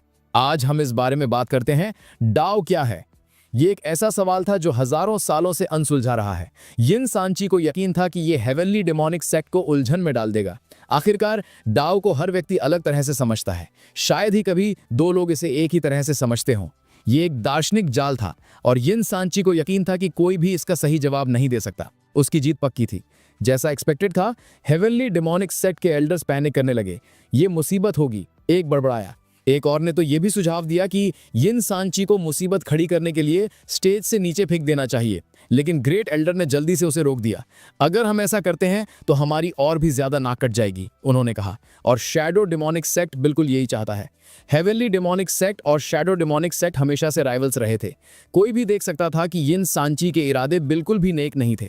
जैसे ही घबराहट बढ़ने लगी और कुछ एल्डर्स चुपचाप हार मानने के बारे में सोचने लगे ताकि और बेइज्जती ना हो, निंग तियान, जो एक तरफ आलस से लेटा हुआ सेब खा रहा था, अचानक जोर से पूछा, इतने सिंपल सवाल पर सब पैनिक क्यों कर रहे हैं? वो एम्प्रेस की तरफ मुड़ा और लापरवाही से पूछा, क्या शैडो डेमोनिक सेक्ट के सारे डिसाइपल्स इस लड़के की तरह लड़कियों जैसे हैं? ये कल्टीवेटर से ज्यादा आदमियों के कपड़ों में एक औरत लग रही है। ये सुनकर स्टेज पर खड़े यिन सांची को कड़वाहट महसूस हुई। उसे औरत कहलाना किसी भी चीज से ज्यादा नापसंद था, लेकिन जब उसने नोटिस किया कि जिसने उसकी बेइज्जती की है वो एम्प्रेस के इतना करीब बैठा है, तो उसे जल्दी ही एहसास हो गया कि ये शायद वो मशहूर और रहस्यमयी पेट्रियार्क है। उसने अपने गुस्से को दबाने का फैसला किया, कम से कम थोड़ा सा। उसने ठंडेपन से जारी रखा, तो क्या पूरे हेवनली डेमोनिक सेक्ट में कोई नहीं है जो मेरे सवाल का जवाब दे सके? इविल मिंग टियान ने तुरंत जवाब दिया, बहना, क्या इतना सिंपल सवाल डाओ कॉन्फ्रेंस में पूछने के लायक भी है? डाओ क्या है? मुझे नहीं पता तुम्हें इतने बेसिक सवाल में क्या मुश्किल लग रही है। जैसे ही उसने ये कहा, वो तुरंत अपनी सीट ऑफ ऑनर से खड़ा हुआ और स्टेज पर कूद गया, ये जताते हुए कि उसने चैलेंज एक्सेप्ट कर लिया है। आपको समझना होगा, हालांकि उसे पेट्रियार्क कहा जाता था, निंग तियान टेक्निकली अभी भी सेक्ट का एक डिसाइपल ही था। उसका टाइटल ऑनररी था, बिल्कुल यावी होली लैंड में सेंट के टाइटल की तरह। इसलिए वो दूसरे सेक्ट्स के डिसाइपल्स के साथ कंपीट करने के लिए योग्य था। उसी पल हेवनली डेमोनिक सेक्ट के सारे डिसाइपल्स खुशी से चिल्लाने लगे। चूंकि खुद पेट्रियार्क ने चैलेंज लिया था, उन्हें यकीन था कि पक्का कुछ शॉकिंग होने वाला है, जैसा कि हमेशा होता था। जहां तक एल्डर्स की बात थी, उन्हें इतना भरोसा नहीं था। वो आपस में फुसफुसा रहे थे, ये सोच करके क्या पेट्रियार्क सच में इतने गहरे सवाल का जवाब दे सकते हैं। यहां तक कि एम्प्रेस भी चुपचाप सोच रही थी, अगर कोई सच में डाओ को समझ ले थोड़ा सा भी, तो वो शायद बिना और कल्टीवेट किए तुरंत ब्रेक थ्रू कर सकता है। बाकी के 2 डेमोनिक प्रोडिजीज हालांकि अलग सोच रहे थे। उनका मानना था कि इतने रहस्यमय सवाल को सिंपल बताकर खारिज करना बेवकूफी है। पेट्रियार्क को अब अपने सामने खड़ा देखकर यिन सांची हक्का बक्का रह गया। ये इतना शांत है, क्या इसके पास सच में जवाब हो सकता है? उसने सोचा, नहीं, ये नामुमकिन है। मैंने ये सवाल खास तौर पर तैयार करने में इतना वक्त लगाया है क्योंकि इसका जवाब देना अलभग नामुमकिन है। कोई स्पिरिचुअल रेल्म का बेवकूफ भला कैसे जवाब दे सकता है? खुद को शांत करने के बाद उसने मजाक उड़ाते हुए निंग तियान से कहा, मैं देख रहा हूं कि तुम बस एक कमजोर हो। क्या हेवनली डेमोनिक सेक्ट सच में इतनी जल्दबाजी करने का इरादा रखती है कि तुम्हें मेरे सवाल का जवाब देने भेज दिया? निंग तियान ने शांति से जवाब दिया, कुछ चीजें उम्र या कल्टीवेशन लेवल से तय नहीं होती। खैर, मैं तुम्हें बताता हूं कि डाओ क्या है। डाओ निराकार, बेआवाज और गंधहीन है। ये विशाल है जिसकी कोई सीमाएं नहीं है, फिर भी इतना छोटा है कि कोई जगह नहीं घेरता। ये वो कॉस्मिक लॉ है जो आसमान और धरती को बनाता है और वजूद में हर चीज को चलाता है। हेवनली डेमोनिक सेक्ट के डिसाइपल्स फिर से एक साथ चिल्लाने लगे कि पेट्रियार्क सबसे कूल है। हालांकि उनमें से बहुत कम को समझ आया कि उसने अभी क्या कहा। उनका मानना था कि ये आम समझ के लिए बहुत गहरा है। उनमें से ज्यादातर पहले से ही उसके लॉयल फॉलोअर्स थे और इसने उनके विस्मय को और गहरा कर दिया। लेकिन यिन सांची को यकीन नहीं हुआ। वो पलट कर बोला, क्या तुम्हें सच में लगता है कि तुम कुछ भी ऐसा बोलकर बच निकलोगे? निंग तियान थोड़ा परेशान था। इस लड़के को बेवकूफ बनाना उम्मीद से ज्यादा मुश्किल था। फिर भी उसने जवाब दिया, अज्ञानी मत बनो, मुझे इसे ऐसे समझाने दो कि तुम्हारा छोटा सा दिमाग भी समझ सके। ध्यान से सुनो, ऐसा लेसन दोबारा नहीं मिलेगा। उसने जारी रखा, 3000 पाथ्स हैं, हर एक की अपनी अनोखी समझ है। स्वॉर्ड दाव का एग्जाम्पल लो, ये स्वॉर्ड इंटेंट का इस्तेमाल करता है। तलवार की किसी की अपनी निजी समझ। अगर एक स्वॉर्ड्समैन सच में स्वॉर्ड इंटेंट को समझ लेता है तो हम कहते हैं कि उसने स्वॉर्ड दाव को पा लिया है। इस तुलना से दाव क्या है? ये बस वो रास्ता है जिसे तुम चुनते हो। 3000 पाथ्स में से जब तुम किसी एक को कल्टीवेट करने में कामयाब होते हो तो दाव पहले से ही तुम्हारे दिल में है, वरना तुम कल्टीवेशन में सफल ही कैसे होते। ये सुनकर कई डिसाइपल्स को, खासतौर पर हेवनली डिमोनिक सेक्ट वालों को, अचानक ज्ञान की प्राप्ति हुई। उन्हें एहसास हुआ कि अनगिनत दाव्स हैं, हर एक यूनिक, और सबसे जरूरी वो है जिसे उन्होंने चुना है। कुछ के डाउट्स क्लियर हो गए, दूसरे तो मौके पर ही ब्रेक थ्रू कर गए। यिन सन ची निंग टियन की एक्सप्लेनेशन को गलत साबित करना चाहता था, लेकिन बहुत देर हो चुकी थी। उसने ब्रेक थ्रू कर लिया, ठीक वहीं स्टेज पर। उसकी समझ को बांधने वाली बेड़ियां टूट गईं और उसने एक नए रेल्म में एंटर किया। वो स्पीचलेस खड़ा था। तुम ये दावा नहीं कर सकते कि तुम एंजॉय नहीं कर रहे जब तुम्हें चरम सुख मिल रहा हो, उसने कड़वाहट से सोचा। उसके पास हार मानने के सिवा कोई चारा नहीं था। जैसे ही वो नीचे उतरा, उसने एक स्पिरिचुअल वॉइस ट्रांसमिशन भेजा। प्लान फेल हो गया है, सेक्ट लीडर को अब खुद एक्ट करना होगा। लेकिन फिर उसका एक्सप्रेशन थोड़ा हल्का हो गया। तो क्या हुआ अगर तुमने जवाब दे दिया? चाहे कुछ भी हो, आज तुम्हारे सेक्ट को भारी नुकसान उठाना ही पड़ेगा। जो हुआ उसे देखकर ग्रेट एल्डर सन्न रह गए। वो अब इस बच्चे की लिमिट नहीं समझ पा रहे थे।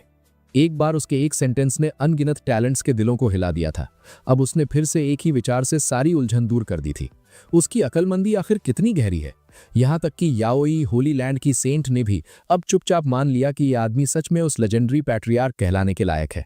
कोई ऐसा जिसने कई जीनियसेस के हार्ट दाव को चकनाचूर कर दिया था। उसी पल सिस्टम से एक नोटिफिकेशन निंग टियन के दिमाग में गूंजी। आपने वहां मौजूद सभी को शॉक कर दिया है। Reward, skill card, great emperor strike. Effect, एक ऐसा वार अनलीश करें जो पीक इमॉर्टल एम्परर के बराबर हो। Single use only. एक्टिवेशन के बाद कार्ड गायब हो जाएगा।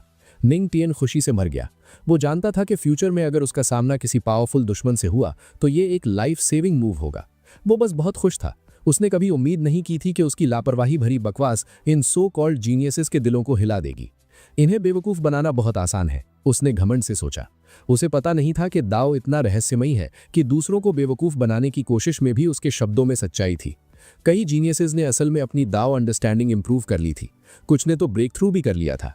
जहां तक निंग टियन की बात थी, वो अभी भी मानता था कि वो सिर्फ लोगों को ठग रहा है, और इसलिए विडंबना देखिए, उसने बिल्कुल भी इंप्रूव नहीं किया। इससे पहले कि निंग टियन अपनी सीट पर वापस जा पाता, एक और प्रोडिजी लिंगो स्टेज पर कूद गया। मैं स्वॉर्ड दाव पर चर्चा करना चाहता हूं, उसने ऐलान किया। बोलते हुए उसने अपनी स्वॉर्ड निकाली, एक तेज स्पिरिचुअल ऑरा अनलीश करते हुए जो इतनी इंटेंस थी कि उसने जमीन पर निशान डाल दिए। देखने वाले हाफ गए। पता चला कि वो एक ट्रेजर वेपन चला रहा था, एक ऐसी नायाब चीज जो इतनी कीमती थी कि भीड़ में कई लोग सन्न रह गए। साफ था कि उसका सेक्ट उसकी बहुत कद्र करता है। आपको पता होना चाहिए कि इस दुनिया में वेपन्स को आमतौर पर 5 ग्रेड्स में बांटा गया है: magic weapon, spiritual weapon, treasure weapon, immortal weapon और आर्टिफैक्ट। इसके आगे भी ग्रेड्स होने की अफवाहें हैं, लेकिन किसी ने कभी ऐसे वेपन्स नहीं देखे। लिंगो की मेहनत देखकर निंग टियन उसका चैलेंज कैसे मना कर सकता था। इसके अलावा वो एक नई स्वॉर्ड मार्शल आर्ट टेस्ट करने के लिए बेताब था, जो उसे हाल ही में मूनलाइट क्लिफ पर दूसरे डिसाइपल्स के साथ कल्टीवेट करते हुए सिस्टम से मिली थी। जब लिंगो ने देखा कि निंग टियन ने चैलेंज एक्सेप्ट कर लिया है लेकिन स्वॉर्ड नहीं निकाली, तो वो कंफ्यूज्ड था। पैट्रियार्क, आपके पास स्वॉर्ड क्यों नहीं है? अगर आपके पास नहीं है तो हम स्वॉर्ड दाव पर डिस्कस कैसे कर सकते हैं? निंग टियन ने शांति से जवाब दिया, मेरे पास नहीं है। हालांकि उसके पास कोई फिजिकल स्वॉर्ड नहीं थी। उसने अपना हाथ उठाया और गड़गड़ाती हुई स्पिरिचुअल ऑरा बाहर उमड़ पड़ी, एक स्वॉर्ड के फॉर्म में कंडेंस होते हुए। हेवनली डेमोनिक सेक्ट के सारे डिसाइपल सन्न थे। कुछ तो उसे अपनी लाइफ बाउंड स्वॉर्ड्स ऑफर करने के लिए भी तैयार थे, लेकिन उन्होंने जो देखा वो उम्मीद से परे था। लेकिन ये यहीं खत्म नहीं हुआ। अगले ही पल बिजली की तलवार एक ड्रैगन में बदल गई, आसमान में उड़ते हुए, डिवाइन माइट के साथ कड़कड़ाते हुए। लिंगो की आंखें फटी की फटी रह गईं जब उसने उस मेजेस्टिक स्वॉर्ड इंटेंट ड्रैगन को देखा। उसी पल उसे उनके बीच के फासले का एहसास हो गया।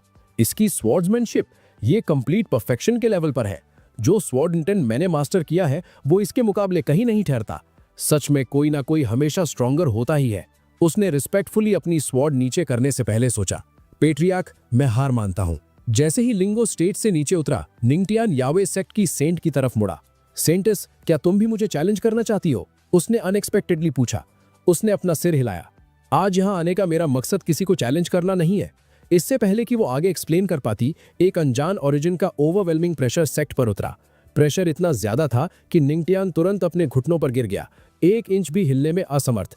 यहां तक कि उसकी स्पिरिचुअल ऑरा भी सप्रेस हो रही थी। उसे एहसास हुआ कि यह पक्का किसी इमॉर्टल एम्परर रेल्म कल्टीवेटर का काम होगा। लेकिन कौन? उसे यकीन था कि एम्प्रेस ऐसा कुछ नहीं करेंगी। तो आखिर ये कौन था? एम्प्रेस, ये देखते हुए कि उनके सारे डिसाइपल्स जमीन पर दबा दिए गए हैं, कुछ तो खून की उल्टियां भी कर रहे हैं, उन्होंने डिसाइड किया कि अब एक्ट करने का वक्त है। अपने हाथ की एक ग्रेसफुल मोशन के साथ उन्होंने एक जेंटल स्पिरिचुअल ऑरा रिलीज की, जिसने उस अननोन प्रेशर को पूरी तरह गायब कर दिया।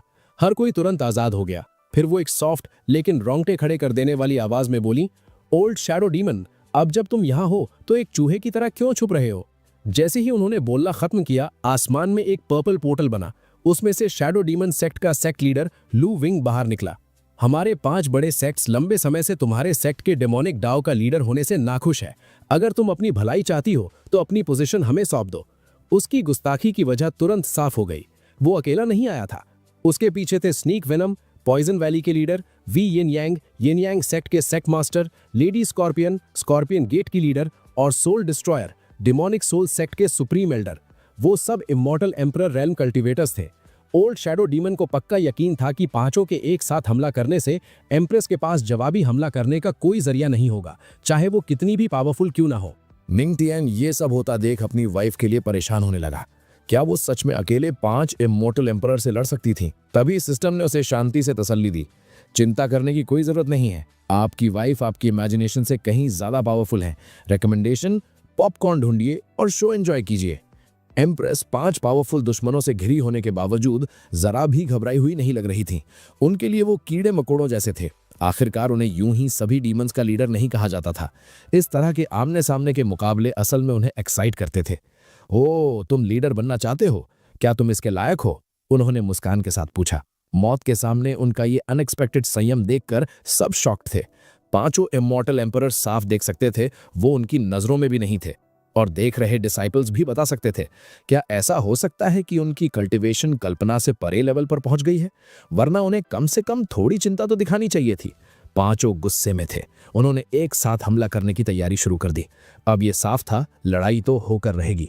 ओल्ड सोल डिस्ट्रॉयर ने सबसे पहले एक्ट किया। उसने अपना sect treasure soul destroying diagram बाहर निकाला और उसमें स्पिरिचुअल ऑरा भर दी। अचानक अनगिनत दुखी आत्माएं कुछ कंकाल रूप में बाहर निकलीं और डिसाइपल्स की तरफ दौड़ी। हर सोल के पास कम से कम अर्थ किंग रेल्म कल्टीवेटर की पावर थी। वहां मौजूद ज्यादातर डिसाइपल्स इनका मुकाबला नहीं कर सकते थे। ओल्ड सोल डिस्ट्रॉयर गर्व से मुस्कुराया। ये एक लो ग्रेड इमॉर्टल वेपन है, उसने ऐलान किया। इसे रिफाइन करने में 9,99,900 सोल्स लगी। मैं अभी उन सबको समन नहीं कर सकता, लेकिन सिर्फ 3,000 भी यहां मौजूद हर डिसाइपल को मारने के लिए काफी होंगी। उसका प्लान सिंपल था। एम्प्रेस कभी अपने डिसाइपल का कत्लेआम होने नहीं देंगी। वो उन्हें बचाने की कोशिश करेंगी और ऐसा करते हुए वो डिस्ट्रैक्ट हो जाएंगी।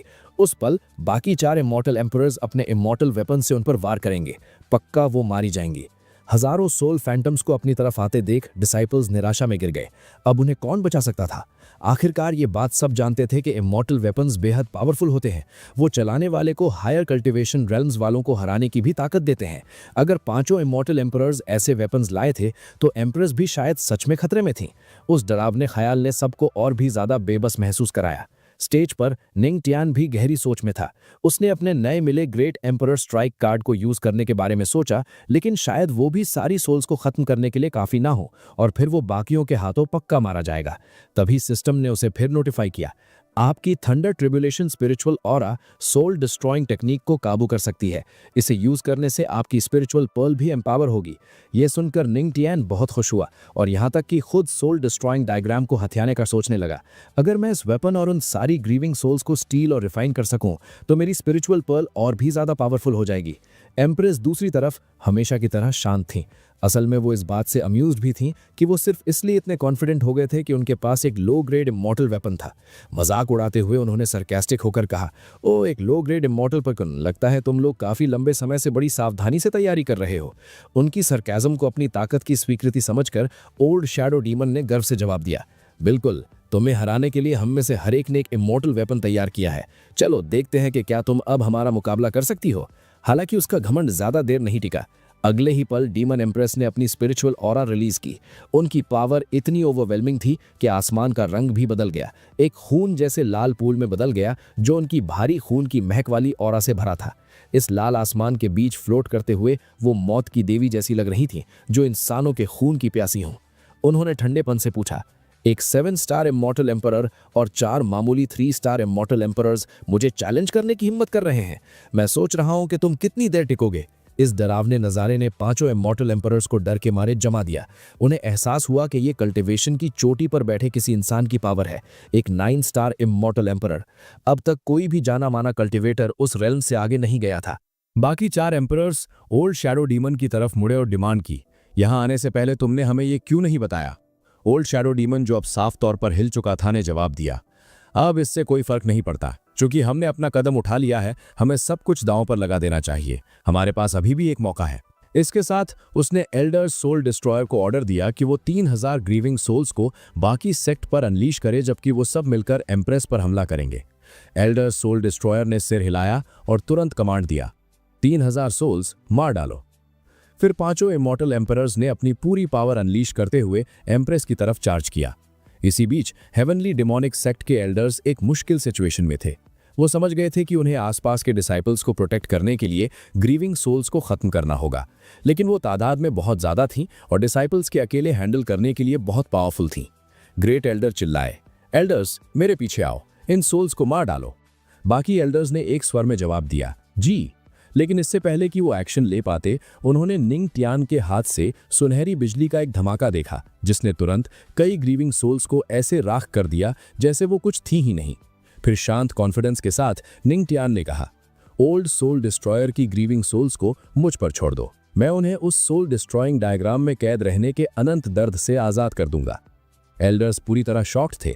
निंग टियान सिर्फ एक 2nd star spiritual realm cultivator था, फिर भी उसने अर्थ किंग रेल्म लेवल के बींग्स को आसानी से डिस्ट्रॉय कर दिया था। यह कैसे हो सकता है? तभी सिस्टम ने उसे नोटिफाई किया, आपने हेवनली डेमोनिक सेक्ट के सभी एल्डर्स को शॉक कर दिया है। Reward, formation technique, thunder tribulation restraint. बिना देर किए निंग टियान ने नई टेक्निक को कल्टीवेट करना शुरू कर दिया। अपनी 10-फोल्ड कॉम्प्रिहेंशन की बदौलत उसने तुरंत इसे पूरी तरह ग्रास्प कर लिया। इस नई टेक्निक के साथ वो जानता था कि ग्रीविंग सोल से निपटना अब बहुत आसान होगा। उसने तुरंत thunder tribulation restraint formation activate किया। एक विशाल कॉम्प्लेक्स स्पिरिचुअल सील निंग टियान के आसपास दिखाई दी। इसने अनगिनत सुनहरी बिजलियां छोड़ी जो तेजी से बैटलफील्ड में फैल गईं, ग्रीविंग सोल्स पर गिरते हुए। थंडर ने उन्हें रिस्ट्रेन किया और उनकी स्पिरिचुअल ऑरा ब्रेन कर ली, जिसे फिर निंग टियान की स्पिरिचुअल पर्ल ने अब्सॉर्ब कर लिया। लेकिन थंडर यहीं नहीं रुका। वो एल्डर सोल डिस्ट्रॉयर की तरफ बढ़ा, जो अभी भी एम्प्रेस के साथ उलझा हुआ था। उसे इलेक्ट्रिक्यूट करते हुए और सोल डिस्ट्रॉइंग डायग्राम के साथ उसका बॉन्ड तोड़ दिया। अगले ही पल सोल डिस्ट्रॉइंग डायग्राम उड़कर निंग टियान के हाथ में आ गया। उसने बूढ़े आदमी की तरफ देखा और बेशर्मी से कहा, ओल्ड मैन, 3000 सोल्स के लिए शुक्रिया। इसके साथ सारी ग्रीविंग सोल्स को या तो सच्ची आजादी मिली या सच्ची मौत, आखिरकार निंग टियान की इच्छा से रिहा होकर। इसने एल्डर सोल डिस्ट्रॉयर को सच में डरा दिया। उसने कभी सोचा भी नहीं था कि एम्प्रेस के अलावा कोई और उसके इमॉर्टल वेपन को जबरदस्ती रिफाइन कर सकता है। एक यंग डिसाइपल की तो बात ही छोड़ो। उसने अविश्वास में पूछा, शैडो डीमन, वो लड़का कौन है? वो कहां से आया? उसने सच में मेरे सोल डिस्ट्रॉइंग डायग्राम को मेरे ठीक सामने रिफाइन कर लिया। ओल्ड शैडो डीमन भी उतना ही स्टन्ड और बेचैन था। चीजें अब प्लान के मुताबिक नहीं हो रही थी। उसने कड़वाहट से जवाब दिया, मुझे नहीं पता, वो पक्का हम सबको धोखा देने के लिए कमजोर होने का नाटक कर रहा होगा। एम्प्रेस उन्हें अपनी मौजूदगी में गप्पे लड़ाते देख खुश नहीं थी। क्या इन्हें लगता है कि ये कोई कॉमेडी शो है? उन्होंने ठंडेपन से सोचा, तुम्हारे पास पलटवार करने की भी ताकत नहीं है और फिर भी तुम्हारे पास बातें करने का वक्त है, उन्होंने कहा। उनकी आवाज में हिकारत भरी थी। तुम साफ तौर पर मौत को बुला रहे हो, मुझे तुम्हारी मदद करने दो। बिना एक और शब्द कहे उन्होंने अपनी over power technique heaven shattering demonic palm से हमला किया। एक विशाल खतरनाक बैंगनी पाम मटीरियलाइज हुआ और 5 इमॉर्टल एम्परर से टकराया, उन्हें पीछे की तरफ उड़ाते हुए। वो जमीन पर गिरे, मुंह भर भर के खून की उल्टियां करते हुए। इस वार ने उन्हें बहुत बुरी हालत में छोड़ दिया। ये मानते हुए कि निंग टियन भी एक पावरफुल कल्टीवेटर है, शायद सेलेस्टियल एम्परर रियान पर भी, ओल्ड शैडो डीमन ने दबी आवाज में कोसा, हम पक्का उनके जाल में सीधे चले आए। अब जब उन दोनों ने हाथ मिला लिए हैं, हमारा इकलौता ऑप्शन है अपनी जान की बाजी लगाना, अपने मॉर्टल वेपन्स यूज करना और पहले एम्प्रेस को मारना। बाकियों से हम बाद में निपटेंगे। बाकी सब सहमत थे और तुरंत एम्प्रेस के खिलाफ एक कोऑर्डिनेटेड अटैक लॉन्च किया। ओल्ड शैडो डीमन ने अपना ब्लैक शैडो ब्लेड चलाया, लेडी स्कॉर्पियन ने अपना स्कॉर्पियन वेनम रिलीज किया और बाकी दोनों ने अपने वेपन से वार किया, सोल्डरिंग एज स्वॉर्ड और एक serpentine immortal weapon. Elder soul destroyer हालांकि अब अपना इमॉर्टल वेपन खो चुका था। निंग टियन ने उससे उसे ले लिया था, इसलिए बाकियों की मदद करने से पहले उसे वापस लेना था। उसने पहले निंग टियन की तरफ चार्ज किया। ये देखकर एम्प्रेस साफ तौर पर चिंतित हो गई। बाकी पांचों ने गलती से निंग टियन को एक छुपा हुआ एम्परर रियाल्म एक्सपर्ट समझ लिया था, लेकिन उसकी वाइफ होने के नाते वो उसे बेहतर जानती थी। वो एम्परर नहीं था, वो अभी भी सिर्फ एक स्पिरिचुअल रियाल्म कल्टीवेटर था। अगर उस पर उस बूढ़े आदमी का एक भी हमला लगा तो वो पक्का मारा जाएगा। गुस्से के अचानक भड़के तूफान में वो दहाड़ी, ओल्ड मैन, अगर तुमने उसे नुकसान पहुंचाने की हिम्मत की तो मैं तुम्हारे टुकड़े टुकड़े कर दूंगी। गुस्से में उन्होंने एक जबरदस्त स्पिरिचुअल ऑरा रिलीज की, आने वाले सारे इमॉर्टल वेपन अटैक्स को ऐसे तोड़ते हुए जैसे वो मामूली तिनके हों। उन्होंने तुरंत बाकी बचे चारों इमॉर्टल एम्परर्स को अपनी हेवनली डिमोनिक पाम से मारा, उन्हें दूर फेंकते हुए, और अपने पति को बचाने के लिए दौड़ी। बदकिस्मती से एल्डर सोल डिस्ट्रॉयर पहले ही निंग टियन तक पहुंच चुका था। साफ था कि उसने उनकी चेतावनी पर ध्यान नहीं दिया था। वो उसे मारने के लिए तैयार था। उस पल ना सिर्फ एम्प्रेस बल्कि हेवनली डिमोनिक सेक्ट के एल्डर्स और डिसाइपल्स को भी लगा कि निंग टियन की किस्मत पर मुहर लग चुकी है। बचने का चांस नियर जीरो था। लेकिन तभी निंग टियन ने शांति से कमांड दिया, system use great emperor strike card. पलक झपकते ही एक विशाल सुनहरा स्पिरिचुअल अवतार निंग टियन के पीछे प्रकट हुआ, जिससे एक इमॉर्टल एम्परर की ओवरवेलमिंग पावर निकल रही थी। उस पल एल्डर सोल डिस्ट्रॉयर डर के मारे जम गया। वो साफ तौर पर निंग टियन से आती हुई एम्प्रेस की बराबर की ऑरा महसूस कर सकता था। उसका चेहरा पीला पड़ गया और वो चिल्लाया, रुको, क्या? ये बच्चा तो शुरू से ही एक इमॉर्टल एम्परर था। लेकिन निंग टियन ने उसे रिएक्ट करने का कोई वक्त नहीं दिया। वो दहाड़ा, ओल्ड मैन, आज तुम्हारी मौत का दिन है। विशालकाय स्पिरिचुअल अवतार ने एल्डर सोल डिस्ट्रॉयर पर अपना पाम दे मारा। वो पूरी तरह मिट गया, राख तक नहीं बची। वहां मौजूद हर कोई सन्न था। किसी ने उम्मीद नहीं की थी कि निंग टियन एक ही बार में एक इमॉर्टल एम्परर का नामो निशान मिटा देगा। एम्प्रेस, जो उसकी साइड भाग रही थी, आखिरकार उस तक पहुंची। लेकिन इससे पहले कि वो पूछ पाती कि उसने ऐसा कारनामा कैसे किया, निंग टियन ने खून की उल्टी की और गिरना शुरू कर दिया। उन्होंने उसे गिरते हुए पकड़ा, उसके शरीर को अपने दो विशाल ट्रेजर माउंटेन्स पर आराम करने दिया।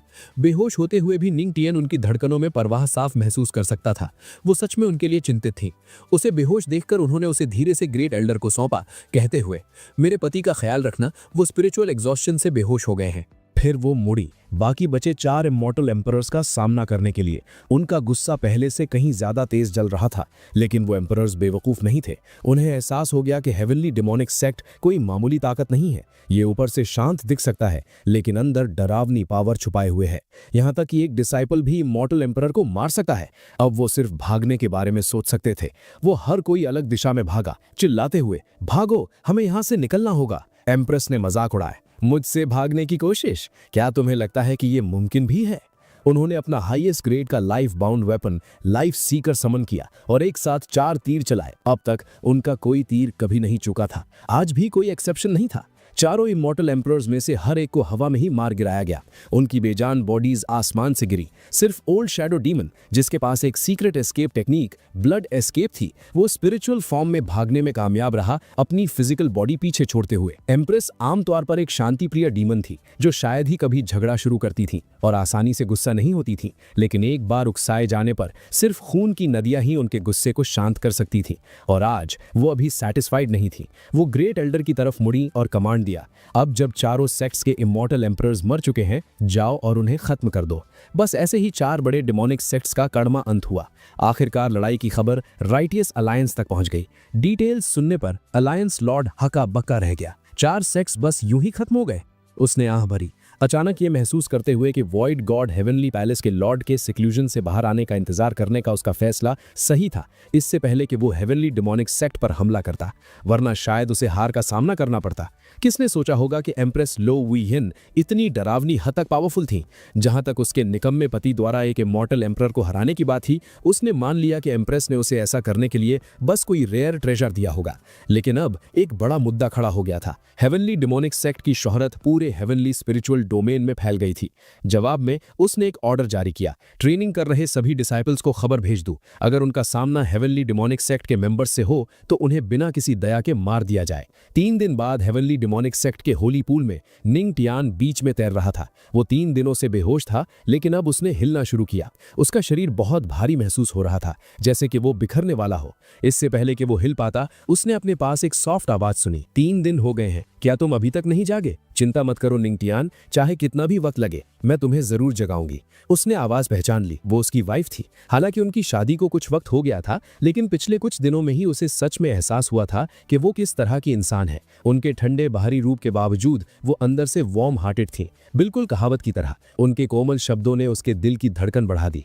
वो बता सका था कि वो सच में केयर करती थी। और ठीक जब वो एक हार्ट वार्मिंग मोमेंट महसूस कर रहा था, उन्होंने अपने कपड़े उतारना शुरू कर दिया। मोमेंट को खराब ना करने या मिस ना करने की ठान लेने पर उसने चुप रहने और सोए रहने का नाटक करने की कसम खाई।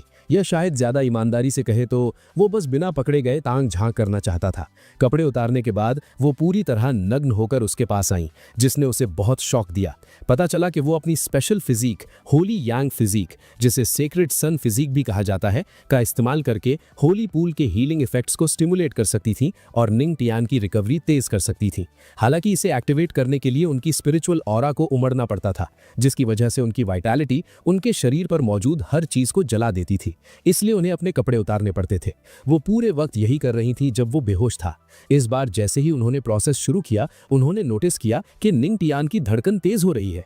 ये डरते हुए कि उसकी चोटें बिगड़ गई हैं, वो उसे एग्जामिन करने के लिए और करीब झुकी। निंगटियान हालांकि ना पकड़े जाने के लिए तैयार था, लेकिन ये पहली बार था जब उसने उनके डिवाइन फिगर को साफ साफ पूरी तरह एक्सपोज देखा था। वो इतनी खूबसूरत थी कि उनके शरीर का हर हिस्सा एक दूसरे को कॉम्प्लीमेंट करने के लिए परफेक्टली क्राफ्टेड लगता था। पिछली बार जब वो इंटीमेट हुए थे तो वो जल्दीबाजी और गर्मी में हुआ था, इसलिए उन्हें पूरी तरह एडमायर करने का मौका नहीं मिला था। ये कहना बिल्कुल गलत नहीं होगा कि वो हेवनली ब्यूटी की मिसाल थी। वो जितना करीब आई उसके लिए सच छुपाना उतना ही मुश्किल होता गया। उनके इतने करीब होने से उसकी तलवार एक्सकैलिबर उसकी लंबी नींद से जाग गई। मानो इतना काफी नहीं था, अचानक एक नोज ब्लीड ने उसे धोखा दे दिया। एम्प्रेस को तुरंत सच्चाई का एहसास हो गया।